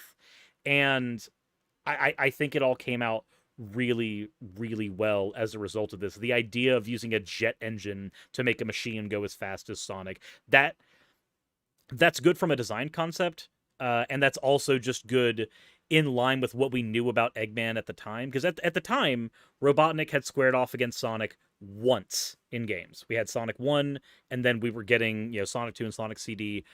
They were being developed around the same time. So the idea that he would just say, fuck it, this hedgehog kicked my ass, I'm gonna put a jet engine on a bot. Like, that just... It made sense with the little we knew about the character at that point, and it still makes sense now. I did want to say, sorry, I don't want to take up too much time on this. We did have a super chat earlier from Pagrek, $5. Best podcast. Thank you. OVA discussion episode soon. Personally, I would love that. We already talked about this. Did we? I'm sorry. I have a terrible attention Fuck's span. sake, think, Wayne, think. Yeah, You know what? so We many could talk super about chats. it. Yeah. We can talk about it in our little discussion of Metal Sonic. We can kind of do it chronologically in a way. Yeah. Because So- I actually do love that OVA.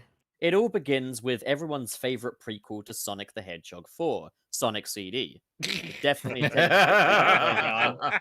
Don't You know what? let it fool you. As in terms of where that game lands in canon, somebody asked Ian Flynn on Bumblecast at some point. Again, I'll pop in every now and then. I've not listened to. I need to catch up on some of that. I try not to listen to all of it because I don't want to like sound like I'm taking ideas from him or opinions, because I've noticed a couple times like, oh shit, we're kind of on the same wavelength with a couple of these things. But I do distinctly remember somebody asking him where Sonic CD lands in his head. Just because this is a personal bias sort of a thing, I've always wanted to try and force it in between Sonic 1 and 2. But just makes like sense to Occam's me. razor, the way he described it makes perfect sense. He's like, look, bluntly, it just makes more sense after Sonic 3.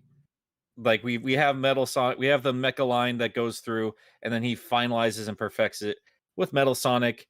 It doesn't get in the way with anything else because the Death Egg and everything else happened there. And the more I think about it, like Robotnik not having another giant base immediately, and like going to Little Planet as an opportune moment, and then using its time warping shit to fast track stuff, that it does unfortunately make a little more sense after the core trilogy, and then that does technically work as a prequel for Sonic 4. And since we didn't finish Sonic 4, Incredible marketing. well, you could technically, if you want to make it nice and streamlined and take that headache out of there, everything that happens on Little Planet happens in split timelines, and the bad ending is the end of Sonic 4, and then everything else turns into either Generations or whatever the fuck else. Sonic There's a the couple of Hedgehog, tiny-wimey Ocarina moments of in there. Time. See where the Sonic 4 saga began. Well, it's even like the Sonic OVA, which was sort of like a take on maybe not so much all the events of Sonic CD, but definitely certain elements like the introduction of Metal Sonic. I mean, that had to have taken place after 3. Knuckles is in there, so it's like I feel like that's a good enough idea is that it takes place after 3. I just can't believe how forward thinking they were back in 1993 when they were like, yeah, let's make Sonic 4 Episode 0. Look, I have Well, more it's problems fancy. trying to place the Game Gear games, which I just treat like Dragon Ball movies. They're just like a separate canon at some point because I can't justify in my head Knuckles being a dick in Triple Trouble and in Sonic 3. It doesn't. We need the Broly movie equivalent for Fang. Maybe Knuckles is just Oh, a where really we just bad have like friend. a redone movie entirely. We're like, let's reslot it into the canon. I still hate that Knuckles was using any kind of Eggman machinery in the advanced series. Doesn't matter. It's not about him today. Yeah, these okay, so Metal Sonic's next major appearance would be in, and I'm talking major appearance like story relevance wise, Right. would be in Sonic Heroes. Neo Metal. But actually, shall we talk about the OVA movie before that though? I think I'm okay talking about the OVA first real quick because like Okay. there's some things that are toyed within it that I really like. Like for one, the only thing about the OVA that I do not like is how Metal Sonic goes out.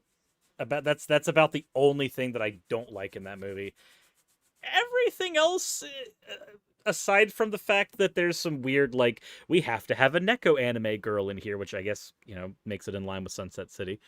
Yeah. Oh, God damn it! is Sly dog. A lot of that Damn stuff fuck. is weird, but the idea that Eggman would just sit there and go, I'm gonna play video games with the princess while Sonic goes and fights this giant robot that I definitely didn't program. Definitely didn't do that. Not me. Like, and the idea that there's just this other zone that he can go to where like everything's bleak and shit. Like it lets you have those like really goofy Sonic levels and then those like post-apocalyptic ones existing in the same world without too much trouble. Like a bad future area in a way. Yeah. The one thing that always drove me crazy, even when I was watching it for the first time, was I was just like, okay, so let me figure out how this planet works. So there's these giant ice tubes that transport lava. Yes. What? Yes. and they're thing- also bridges. See, I could see bees making rings there. Yep. Another thing I was God kind of damn it. thinking of. Well, it's all fiction. I don't get why Sonic fans have such a hard time comprehending cartoon logic in a cartoon. But okay. Because he exists in San Francisco. Sonic's Oh my real, damn it. So any fucking way. Just call me The thing Kai. about- No. Enough Go with the ahead. padding, Go we're ahead. Go ahead, pushing Bob. an Go hour ahead, and a Bob. half. Okay, so fuck. So basically, the whole thing with Sonic OVA is Dr. Robotnik kind of has this huge monologue about copying Sonic's data to create the Hyper Metal Sonic. I think if ever there was a time when Metal Sonic should have just acted like normal Sonic, it was here. I would have loved to have heard Martin Burke's voice coming out all tinny sounding out of Metal Sonic.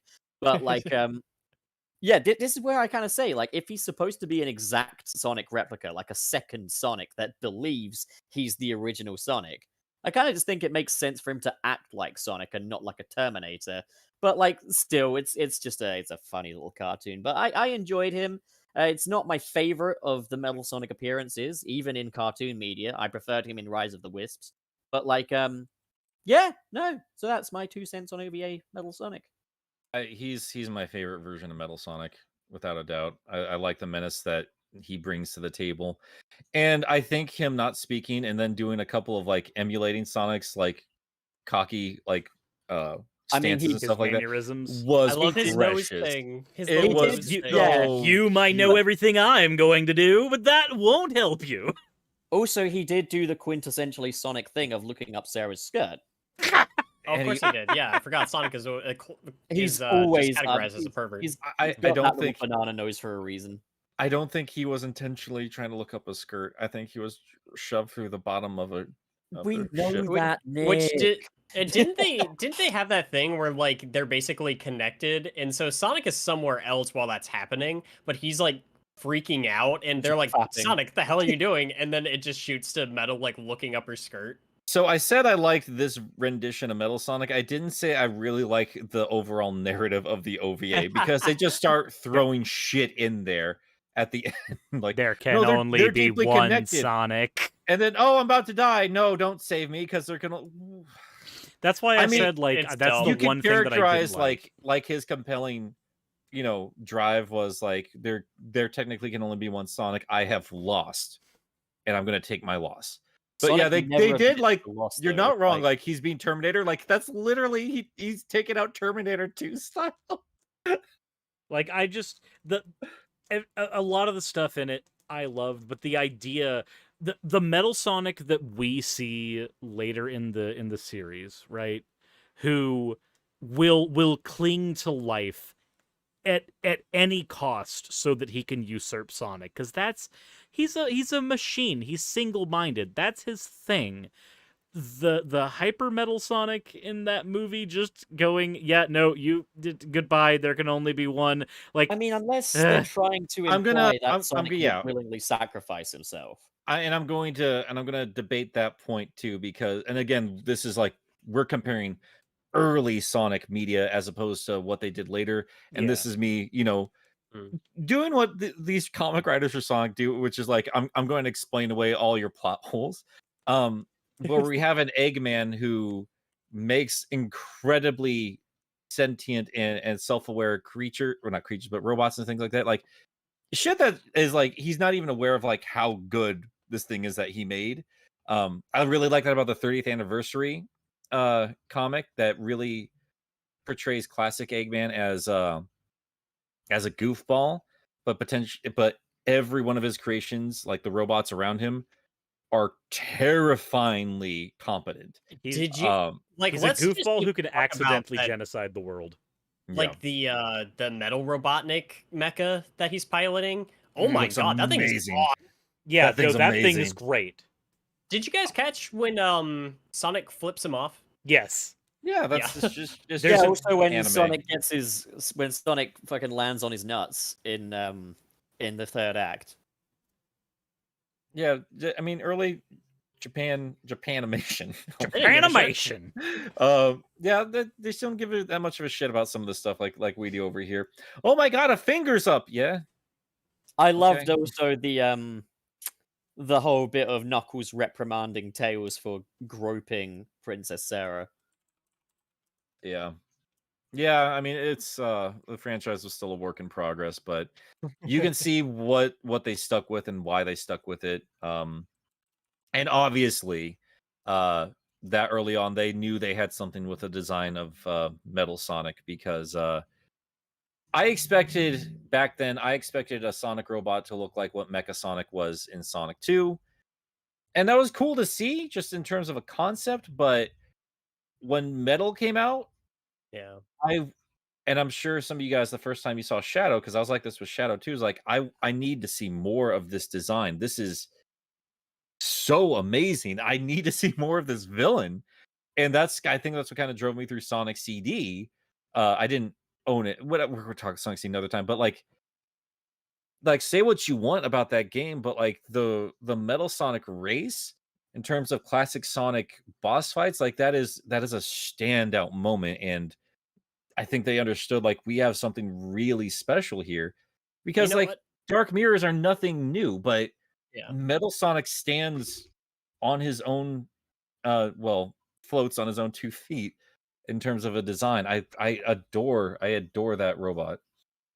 And actually, to go back to that boss fight, something I want to at least actually credit Sonic Forces for, is because we can have the like OST discussion about Sonic CD another day. Yeah. But I actually really like both boss themes for Metal Sonic. I prefer the Japanese one, but the American one certainly has its merits. Fine.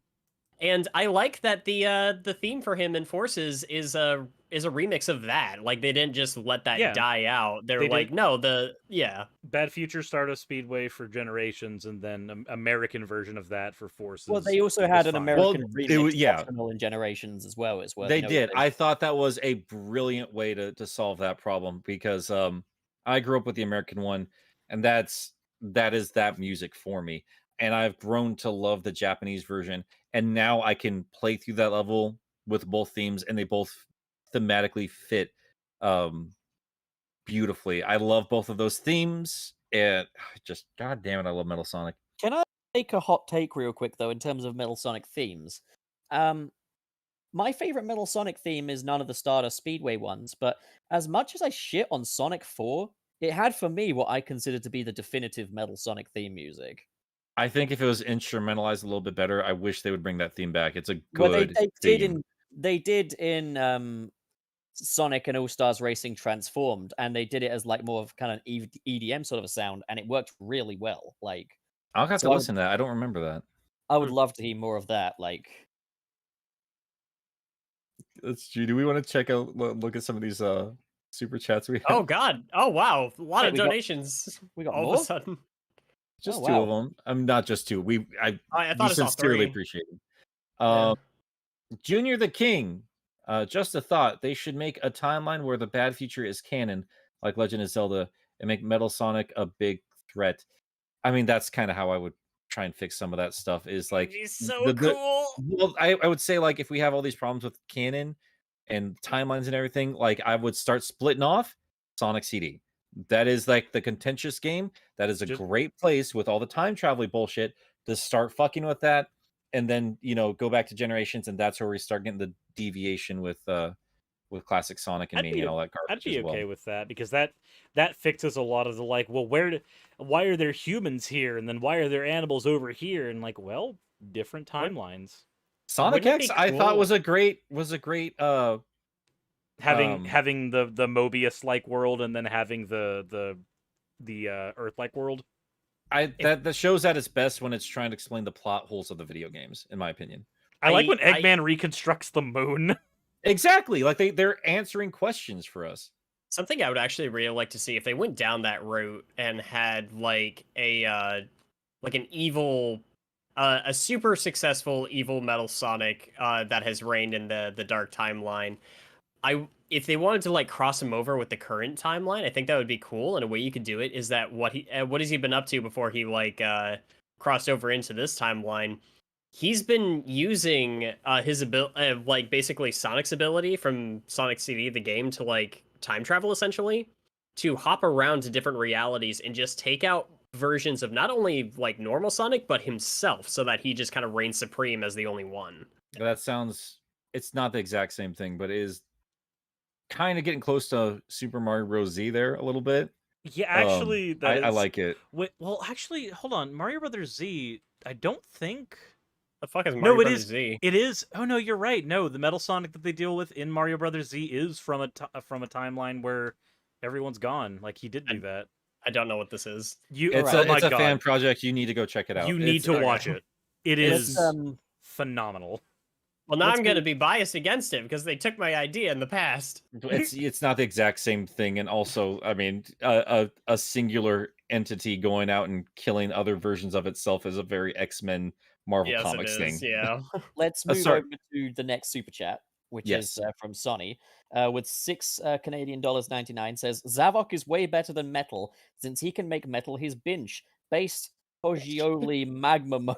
I think we can all agree that Zavok is Sonic's best rival. Of course, just comes out of nowhere and has all these interesting powers based in technology that is thoroughly explained in Sonic Lost. So they're a fucking conch shell. God damn it. Tangents aside, let's get back to kind of the main timeline of Sonic. Yes. So the next time Metal Sonic was relevant was in Sonic Heroes, and I personally feel like they really shied away from Metal Sonic as who he is in that game in favor of making him more like a new character. As you see him in mostly an alternate form, you don't really get to interact with him in his Metal Sonic form. And as well as that, he talks in this one, but definitely exhibits a very strange sort of I'm an overlord kind of personality. I don't know what you guys think, but I thought this was definitely a weak point for Metal Sonic. I am 100% with you in the terms of weak point. This was a colossal waste of a character. I will never forgive Heroes for that because I was so hyped for that game. I can see the evolution of Metal Sonic becoming Neo Metal Sonic and, trying to see himself as above. And you still see that insecurity when Sonic shows up at his front door, gets a super form, and starts, all right, dude, I'm gonna fuck your shit up again. He's like, no, I'm real. I'm like you're a dragon. And then bro." he just becomes a fucking dragon. This is the thing where they started really veering off from the whole he's a Sonic doppelganger thing and just like Yeah. they're trying to have their cake and eat it with this one. Question, actually, as somebody who's not played Chaotix, was Neo Metal Sonic like the main antagonist of that? Of Chaotix? actually. No. No, But Metal was that just a Sonic was comic? quite- There was a Way- red That was a Metal big Sonic red at one metal point. Sonic. Yeah, And yeah, he yeah. was in Chaotix, wasn't he? Okay, He was. let's quickly, in a timely manner, reflect on that. It's a Sonic CD situation. You do not actually tackle him until the end, unless you're like dicking around too much. Because instead of like where Sonic will just hop off the stage, Metal Sonic will show up if you don't move around and start blasting at you. In Chaotix? Yeah, That's fucking awesome. That is awesome. I want to see more of that. You're just like, oh, you're just sitting around. All right, I'm gonna just come in here and blast you. Wait, can you fight him then? he's the last boss. You technically fight him. It's not direct contact for the first part of it. You go to the level select where it was randomized. He attaches himself to it, and then you have to hit the randomizer, and a different thing will pop out to attack you. It's see, what I very was- akin to Sonic Mania. What I was kind of asking was like, if you wait too long and Metal Sonic comes and attacks you, Oh can no, you no, attack him back to cancel that out? Because that would be No. quite cool if you could cancel out the "I'm out of here" moment by attacking him back. I don't think so. I've never actually done that myself, but I That'd don't. be awesome. If I you want to could. say you can't. But yeah, that the Chaotix stood out to me because I was again a little kid, and Yeah. I just liked big transformations and cool looking shit, and it doesn't even look like a hedgehog anymore. But yeah, I liked big red crazy looking Metal Sonic at the end of the game. It's a ridiculous boss fight, but it was still just cool because it was a big scary anime robot. Yeah, because I was always wondering if like the Metal Sonic at the end of Sonic Heroes was in some way supposed to be like referential to the way he was depicted in Knuckles Chaotix. No, and I'm actually kind of disappointed by that. Another thing I was because I know that that Heroes is interesting in the sense that it really did feel like this was the confident way. Well, that's not really confident because they were trying to backtrack a lot, but they were like trying to take a lot of classic Sonic elements and characters and like, okay, now we're going to define them for the adventure modern era, whatever they weren't calling anything, but we're going to be rebooting the rest of Sonic's world now that we've got the main cast out of the way. Yeah. And we're doing the Chaotix, Sans Mighty, and I get why they left him out. He looks way too much like Sonic. Wish they still kept him around. And Metal Sonic, to me, felt like this is the adventure version of Metal Sonic because we just had the cameo at Adventure, which I thought was a great model. Yeah. And I thought he looked fucking ridiculous for his model for the multiplayer in Oh, with the giant 2. head, or the giant giant spikes. head and the really really curly short quills. Yeah. But I thought this was like, here's my big defining moment. Metal Sonic is back, and he's the main bad guy, and he is sneaking around the whole time for some reason, and then you don't get to fight him at the end, and then he goes chaos on us because we just need another big fucking And I it takes do him fight. Complete 3 waste. years to transform. Yeah. It was the basically taking a Metal Sonic and shoving it in a God of Destruction hole. It doesn't help that the boss fight was awful. And his design's terrible. I really hate the Metal It's a Overlord design. mess. It's a And- fucking mess. fucking And mess. somehow, for some reason, we didn't get Super Tails. I Like- was Get man, anything there on were the phone. so many moments. I was like, just as like a nitpicky fan, I was just so pissed with this game. And that was one of them. Like, okay, cool. Now we're gonna get Super Knuckles and No, you don't. For fuck's Like- sake, man. Like It felt to I, me when I was a kid, and I don't know if anybody else had this, but it felt like Sonic Heroes was the landmark point when Sonic stopped going all out. That's what it Oh, felt yeah. like. It felt a lot more like minimalist in comparison to That's the word I the needed. Minimalist. the That's a giant good word. That's a good way to put it. Yeah. like the scope and scale of Adventure and Adventure 2 are like leaps and bounds larger than what we got in Sonic Heroes. Because in Sonic Heroes, like, you might go to more physical locations in that game than you do in other games, but it doesn't, that world doesn't feel cohesive, so it feels like there's no sense of scale, and the actual story is just Metal Sonic sneaking around copying everybody. Note, this is coming from somebody who loves Heroes. I actually do adore this game. But the story being Metal Sonic just goes around, copies a bunch of people, and then it's like they just took all the worst parts of Cell from Dragon Ball Z and grafted them onto Metal Sonic. And that was our villain. I mean, that's the Sonic franchise, especially. That's why I didn't really stick with the shonen stuff that hard. I really did like more compelling narratives, but like they just kept trying to copy what was cool, and they took these mishmash things and then stuck it together. And Metal Overlord is the Sonic franchise, is what I'm trying to say. Like, so before we move on to, I guess, Sonic Generations for the next mainline Metal Sonic appearance, we just got 2 super chats, starting with Junkyard Productions, who sends in $20. Says, Wayne, this is my plea to you to watch the original SMBZ. Alvin genuinely does some good characterization and decent writing for the time and age he was at. Also, animation is peak. It is as shonen as Sonic is ever going to get. It's better than anything Sega and Nintendo would put together for us. Well, I'm certainly not against checking it out. And I've it's never heard not of that either. It is not ashamed to take references from Dragon Ball Z and the structure and everything else. It is a fun fucking time.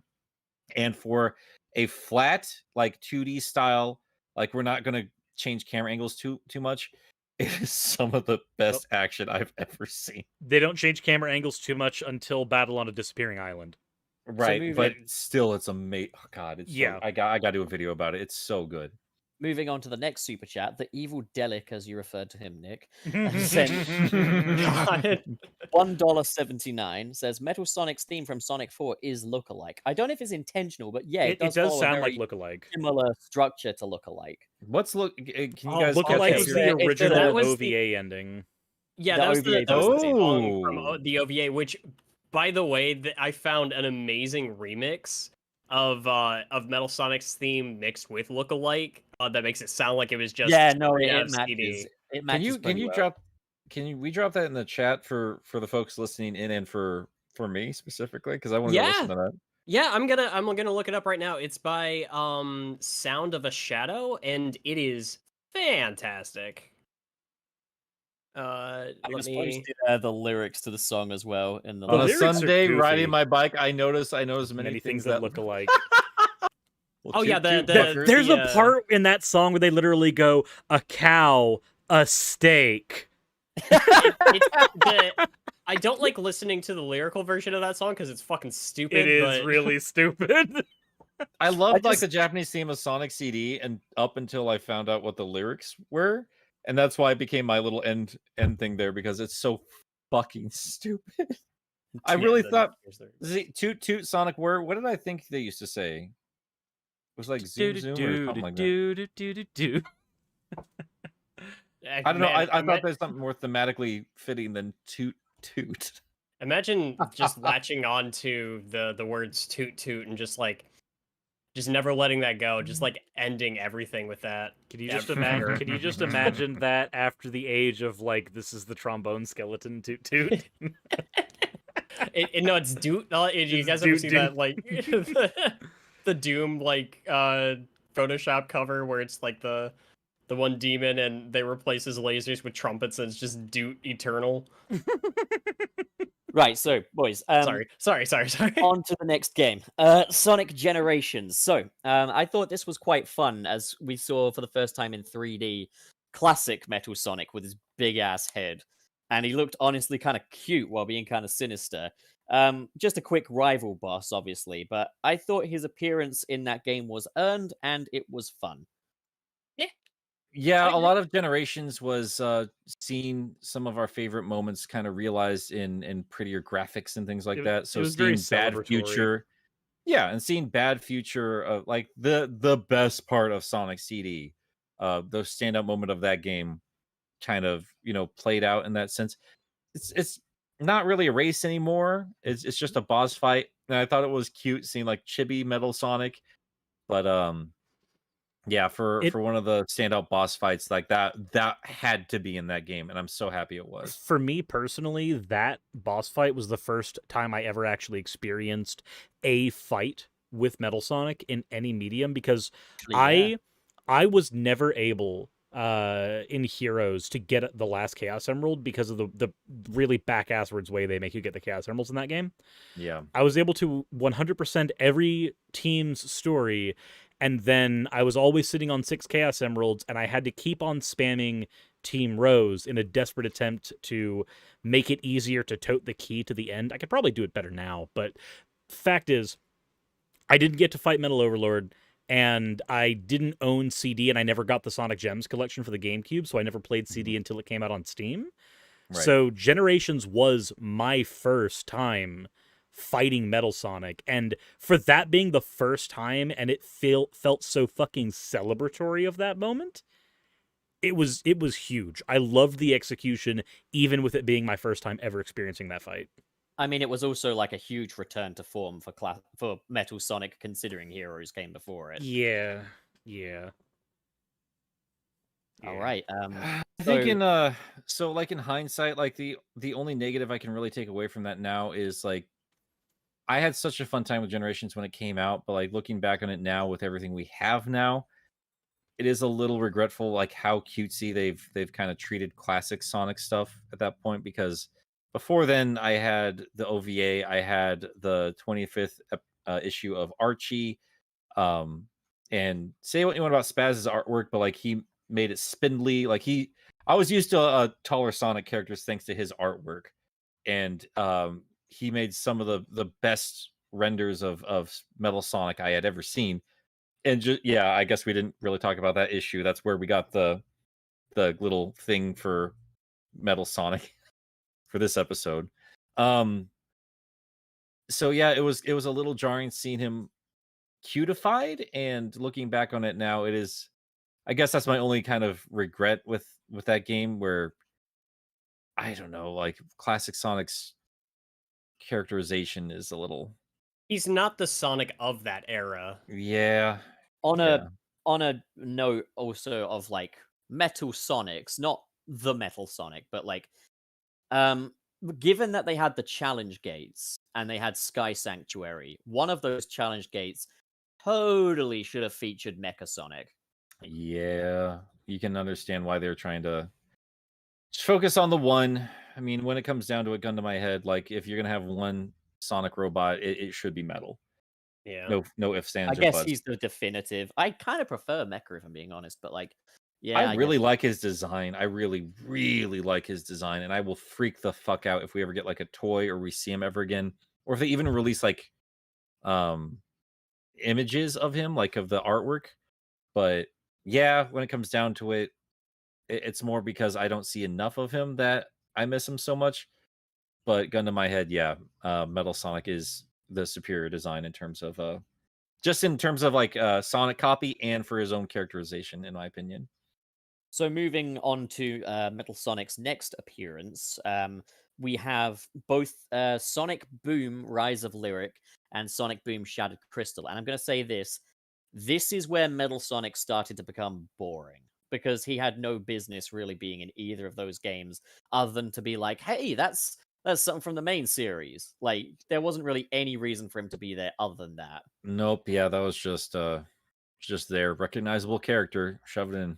He was more purposeful in Shattered Crystal because Dr. Eggman is completely absent from that game, and Metal Sonic kind of teases Dr. Eggman in that game. But, like, that's all he's there for, is just to tease that Eggman is coming in a later installment. But in Rise of Lyric, he's just there because he's there.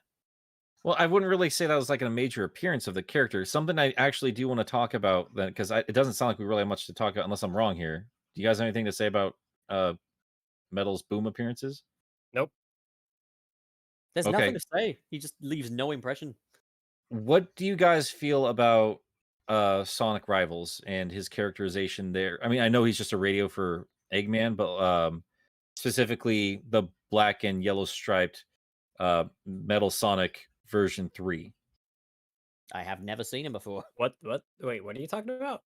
All right, let me get this up here in the chat Is that for the you guys. mobile game? No, Sonic Rivals. Oh, that's is a the PSP game. Yeah, so I will get the Oh. picture and I will get that up there. This I'm served looking at it as now. the basis for Shard in the Archie comic, if anyone's familiar with that, and that turned out to be a fantastic character. Why And does in he look- Evolution, what is interesting, like Shard, and we'll talk about it. Like I'm interested to see your guys' take on it, but like Shard was another character that Ian Flynn took and molded into something new. Technically, the very first time we've seen Shard, and let me get these images up here for you guys. I'll just show you both at once. So copy image.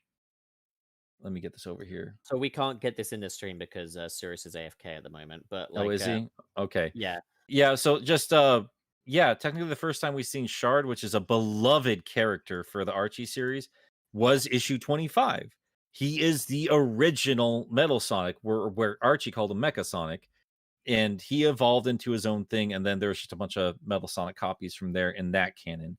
He looks like a cross between Gemerl and Metal Sonic. Yeah, there's I'd say that's a good comparison. I don't think that color scheme works very well with that design, if I'm honest. I don't think it works in the Rivals 2. I think I like it in that 2D artwork. But that's where they actually let him have angles and some depth to his design. Whereas with Metal Sonic, where he looks more rounded, the more basic color scheme looks better. Otherwise, in Sonic Rivals 2, is what I'm seeing here. He looks like a stupid sports car. He looks like he's like a half-assed attempt to make a Metal Shadow. Yeah, like one of the Shadow androids, one of their color schemes, but on Metal Sonic. It doesn't work, not for me. No. And Something, people are asking questions here, like, well, where's Metal Sonic 2.0? It's a good question. Metal Sonic 1 and 2, by the way, were rivals in Rivals 1, as the original Metal Sonic isn't in Rivals 1, and 2 just replicates that Eggman Nega build. I was gotta be so careful with that word. Freaking love Shard, he's awesome. So I guess, like, I mean, technically there are 2 different Metal Sonic models out there. I don't know if that really counts in the modern canon, but I guess they're explaining it a little bit in Rivals. So maybe in the storyline of Rivals 1, they explain that a little bit better. It sounds like that's what they're saying. I don't remember Rivals 1 enough to say one way or the other there, but either way, they didn't really change up the design until this version 3, and it really does feel like a skin swap for Smash Brothers or something. It's just not a lot there. There's one thing I forgot to mention before we went into Sonic Boom. Sonic 4. Say what you will about it. Lord knows I have. They did some pretty interesting stuff with Metal Sonic. I'm with you 100% there. I really like the focus on Metal and giving him more than just an end game race, and seeing him in the Death Egg and all of that. I really liked all that stuff. Gameplay left me wanting, but episode 2 definitely shines a little bit more because of him. And as rough as it is, I like the concept of episode Metal. Yeah, I agree with that. Like going back through previous Sonic levels as Metal Sonic. I mean, like, also, I think they had some really good boss designs for Metal Sonic, with the exception of the, I think, Sky Fortress one, which idea was on paper okay, but required a lot of waiting around, and the plane overstayed its welcome. But, like, I think stuff like the Carnival, what's it called? The Snow Carnival place, White Park boss was really cool. And Yes. I loved the Double Team boss in Death Egg 2 with Dr. Yes. Robotnik and Metal Sonic, to the point where when we got that final chase with Metal Sonic, it almost kind of felt pedestrian. It's like, okay, we're bringing this back now. You know, we had so much interesting stuff. It kind of felt like a cop-out that they just ended it on a rehash. Like, I mean, I guess, but I really think that's how I would have laid it out too. I would have put Tails aside, just be like, all right, it's Metal Sonic and Sonic. Like, this is Yeah, because you can 69 through that entire thing like a breeze. Yes, you can. God fucking. But yeah, I'm with what I'm seeing in the comments here. I did want more out of episode metal. I want that concept played out. Like that would be like I've said before when we talked about like dream games stuff like that. That would be like a secondary thing I would have put in Mania or something like that, where you change up the goals a little bit, and like you do what you did with Knuckles. Like you just take Metal Sonic through this, and yeah, the mechanics are very similar. Maybe give him a trick here or there that differentiates him from Sonic, and give him a different purpose. Like, and I guess you'd have to play that more with boss fights more than anything else. And obviously not destroying robots, maybe making robot. I don't know. Maybe you just play him just crushing little animals like he does in the holograms and CD. But yeah, I just want a playable Metal. And his first time playable, I was going to say Sonic R, but that's not true, is it? That'd be technically Sonic Drift, I think. Do we really count Drift? I guess we do. It technically is the first time you're able to play him, even though it's a car. I was kind of just referring to times when he's like relevant to the plot, but like, yeah, like he is a part of that. But I mean, even outside of relevance to the plot, I think anywhere where he's like present is kind of noteworthy. Also, There's to be something to be fair, said for. We did mention like his irrelevance in the Sonic Boom games, but when he got episodes devoted to him in the Sonic Boom show, he was pretty good. I gotta actually this is a slight deviation, but like not just where he's at. There were some stark. I noticed his absence in certain projects that really bothered me. I'll talk about it and just to like give you a quick rundown in my frustrations. Adventures of Sonic the Hedgehog. We had a different Sonic robot. Pseudo Sonic. And Sonic Sat AM got so close to some game concepts that it really frustrated me. Like we almost had Little Planet, but it was just a satellite that Sonic could walk around on, and a race against that garbage Cheetor ripoff instead of Metal Sonic. Which, I mean, I don't know what the production. I think those shows were in development at such an early stage. Right, but as a child, I did not know that, so I was deeply disappointed. I obviously going back on it now, I understand why, but that and Sonic X, I thought it was very weird that we got the Chaotix, but we didn't get any mention of Metal on any front there. I thought they would adapt it like they would the other games. I remember when I was a kid watching Sonic X, and like season 1 was just like, I had this feeling when I was watching it again as an adult. Season 1 just feels like it's a smorgasbord of fish out of water stories. And then like season 2 happens and they start adapting the games wholesale. You get the battle with Chaos, the flooding of Station Square. You get the Sonic Adventure 2 storyline and the butchering of that in the American version. And then like when the Chaotix come in, it's just like, oh yeah, their house gets transported. Yay! Like I totally expected a Heroes adaptation, but it didn't happen when I was a kid, and when I'm watching it again, it still didn't happen because that's not how media works. Oh yeah, that's a good point. That individu, I'm sorry, I can't pronounce your last name. I'm gonna say Amber, says Synth Sonic, who was voiced by Roger 2 in Sonic Boom, has Sonic's personality, so he's slightly off next to Modern. Like, yeah, no, Synth Sonic is basically everything I've been asking for from Metal Sonic, to be fair. Yeah. So, like, a little love for Synth Sonic. That's worth noting. Yeah, I think that's like why like I've personally debated with you. Like I get what you're going for with Sonic. I think just in terms of his design, I think he plays off better the silent and sinister, and as the polar opposite of Sonic's loudmouth personality. And also, I think just completely cloning Sonic's personality would, ironically enough, I mean, take away from his own individuality, which I think helps him stand out in terms of an enemy. And in terms of his own character, because I do see Metal as his own character, as opposed to just a copy of Sonic, which I think speaks volumes for for him as a character and a design and everything else, because I always have seen him as a separate entity, even with the obvious, Sonic references in there. So and the purpose of them. basically, I want Sega to bring Cyborg Sonic from Sonic Boom into the main series. Again, Sonic Boom, so many good ideas. Like, it annoys me that it ended so prematurely. Yeah. So that kind of brings us to a super chat that we've got here. Yeah. That Jordo says, "Did we talk about Metal Sonic's rocket from Sonic the Fighters yet?" And No, we have not. haven't. And I love that the fan base will attach themselves on to absolutely any little thing there is. Yeah, there's just this random transformer that's got a Metal Sonic theming Oh to god, it. I'm looking at it now. He's Yeah. got such a crazy head. Yeah, he transforms into a jet and blasts off. He reminds me of everyone's- Johnny from Sonic Rush Adventure with that head. I think he's been modded as a playable character, or like you can, like, if you get into the code of it, you can make him a playable character. I don't know for sure, but it's an interesting design, that's for sure. So It's just a fucking jet airplane with legs. yeah. That's all that is. It's So so let's, goofy.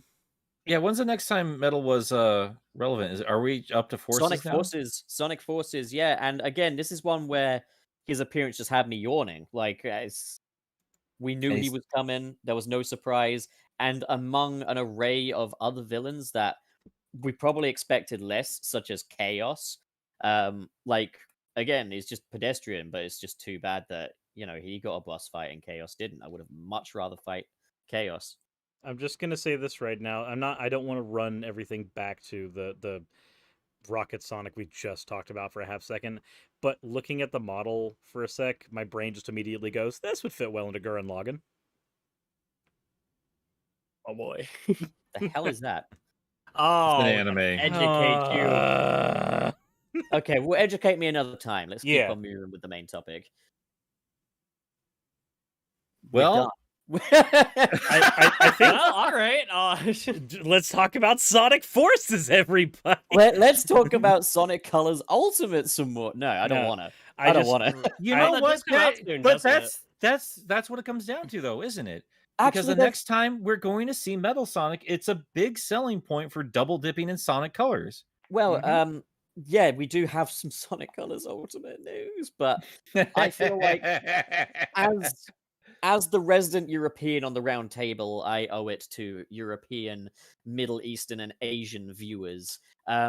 Sonic Colors Ultimate has been delayed indefinitely on all boxed versions in the Europe, Middle East, and Asian territories, excluding Australia and New Zealand. The Western release is set to go ahead just fine, but yeah, I got an email from Amazon today about my pre-order of the boxed edition. It's expected to arrive October 1st now. So Jesus. it's quite a delay. So everybody cop that digital deluxe because I've Yeah. got that as well pre-ordered on the Switch. So like I'm ready to play. I'm good to go. What But a like, brilliant let way me to know get how some more the- sales. You'll have to let me know how the Switch version performs. I'm going for the PS4 myself.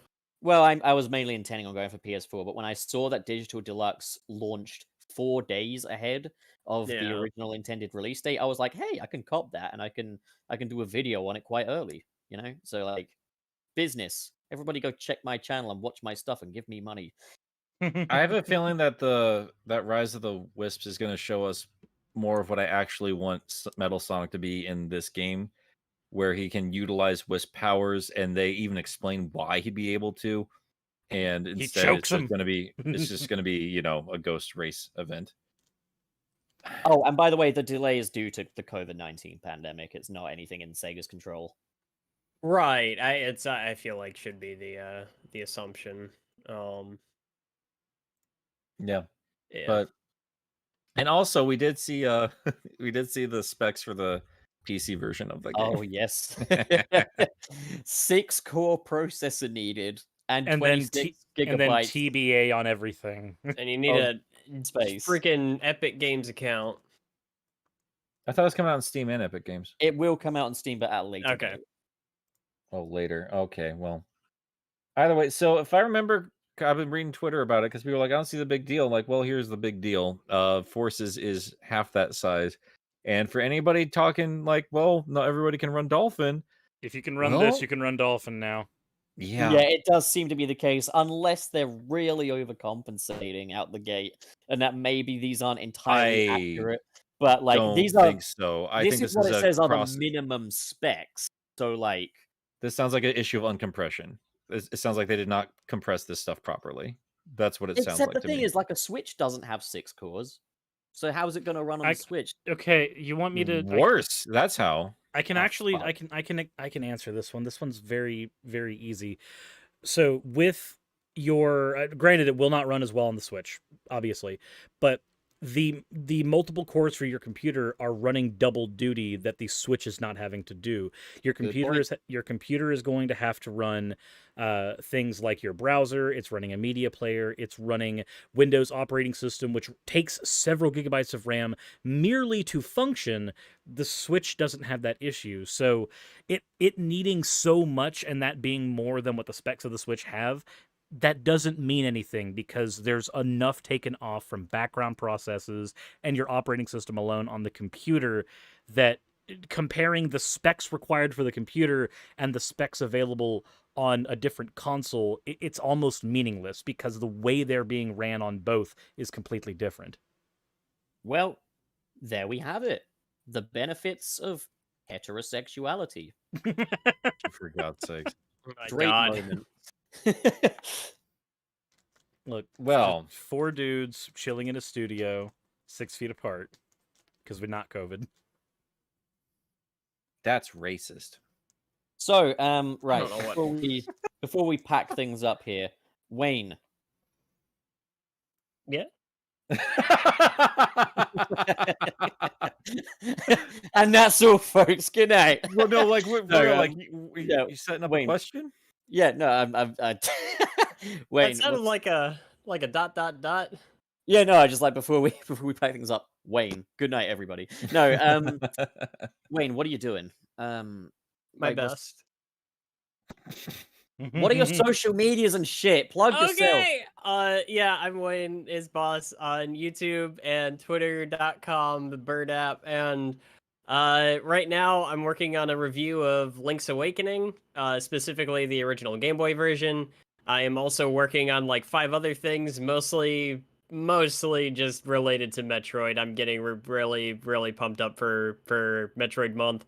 And they released a new trailer for Metroid Dread today and a new poster and everything. I'm so fucking excited for this game, guys. I am too. God damn, that trailer was amazing. I'm so pumped. So yeah, that's just kind of where I'm at right now. Next thing that'll be going up on my channel is probably just going to be the Link's Awakening review. I'm going to try to get that somewhere in like mid-September, but that's really only going to be it from me until October hits because I got a lot of shit to get ready for. Yeah. Cadet, right, Suris, go! So you can find me on Twitter at SurisSkeptic. You can find me on YouTube at NekoSuris. You can do that over on Twitch as well if you want to do like my live streams and stuff. If you care about real life stuff that depresses everybody, you can go to my regular Suris channel. Though I do not recommend it. These are things that I vehemently do not recommend doing. As far as what's going on the NekoSuris channel, the next video I have planned over there is something that a lot of people might not care about much. I'm going to be talking about the recent collaborations Magic the Gathering's been doing and what it means when your niche game goes like fully mainstream. So I'm going to be doing a presentation on that over there. And then after that, I might start doing some more Sonic related stuff over there, or I might do some more Pokemon Unite related stuff over there. I'm not entirely certain. That plan is fluid at the moment. Before we go on to Nick, we've got another super chat from Way Past Cool Kid who says, "Good night, boys. Besitos." Thank you for your generosity and support tonight, Way Past Cool Yes, Kid. thank you. You've been way past cool. Right, Nick, drop and give me 20. Well, I think Penis. afterwards I'm gonna clean my game room a little bit. I'm gonna go grocery shopping, and feed the turtles. Try and set up their Your social cooking media, over there. maggot. What's that? Where can they find you, maggot? Oh, I have no idea. I don't use the internet. What do you do, pup? Boomer Nick. Currently, I'm a drill sergeant. Is this your American impression? American drill sergeant impression. Oh, we got John the real Wawaluigi. Wawaluigi. Hey, John. Good to see you, man. Hey, man. Sorry that I'm late, but just wanted to poop in and pop in and say hi. He said poop. Oh, why is that so fucking... No. My eyes are shut. I'm not even doing it to be an asshole. That was legitimately funny. The word poop is always funny. I don't give a shit. I fucking hate this You can podcast. find Channel Pup in Sonic Rush 3D. You can Is find where you Channel find him. Poop in Rush 3D. Yeah, you can find me there as well as on the Channel Pup YouTube channel, where we are really going for a lower budget style of content right now to justify my continued existence on this platform and in the real world. As well as that, you can find me on Twitter, where I post really great takes about Spider-Man, among other things. So, yeah, that's me. And has everyone said everything they want to say before we head off? Yep. Yeah. We should mention, because I did mention on Twitter that we were going to be doing the Sonic CD stuff here, but obviously we've had a lot to talk about, and that's a good problem to have. So unless there's some big crazy stuff next week, I think we're gonna have our part 2 of Metal. Well, it's gonna be episode 26. We're not gonna do the part 2 bullshit again, and I think we're all in agreement. We'll do the retrospective then. Yeah, we got more to come regarding our boy Metal Sonic.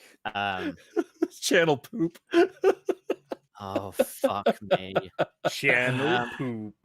Before we go, there's just one thing I want to try real quick. There's Bebop Nux. Need let me more just- Drill Sergeant Channel Pup. There you go. Look at that. Oh, you want more Drill Sergeant Channel Pup, Megan? Maybe away from your microphone. I'd appreciate that. Oh, you want more Drill Sergeant Channel Pup, Megan? That somehow didn't make it better. Someone's gonna call the cops I on literally. Okay, yeah, no, my neighbors are not going to be best pleased. But yeah, okay. Thank you for the encouragement, Bebop Nux. It really goes a long way to me annoying these guys even further. Anyways, so that does it for today's episode. The sun is once again setting on Sunset City, and the train has just fucking crashed. Good night, folks. Toot toot, Metal Sonic Warriors. See you next mission. Bye. You guys have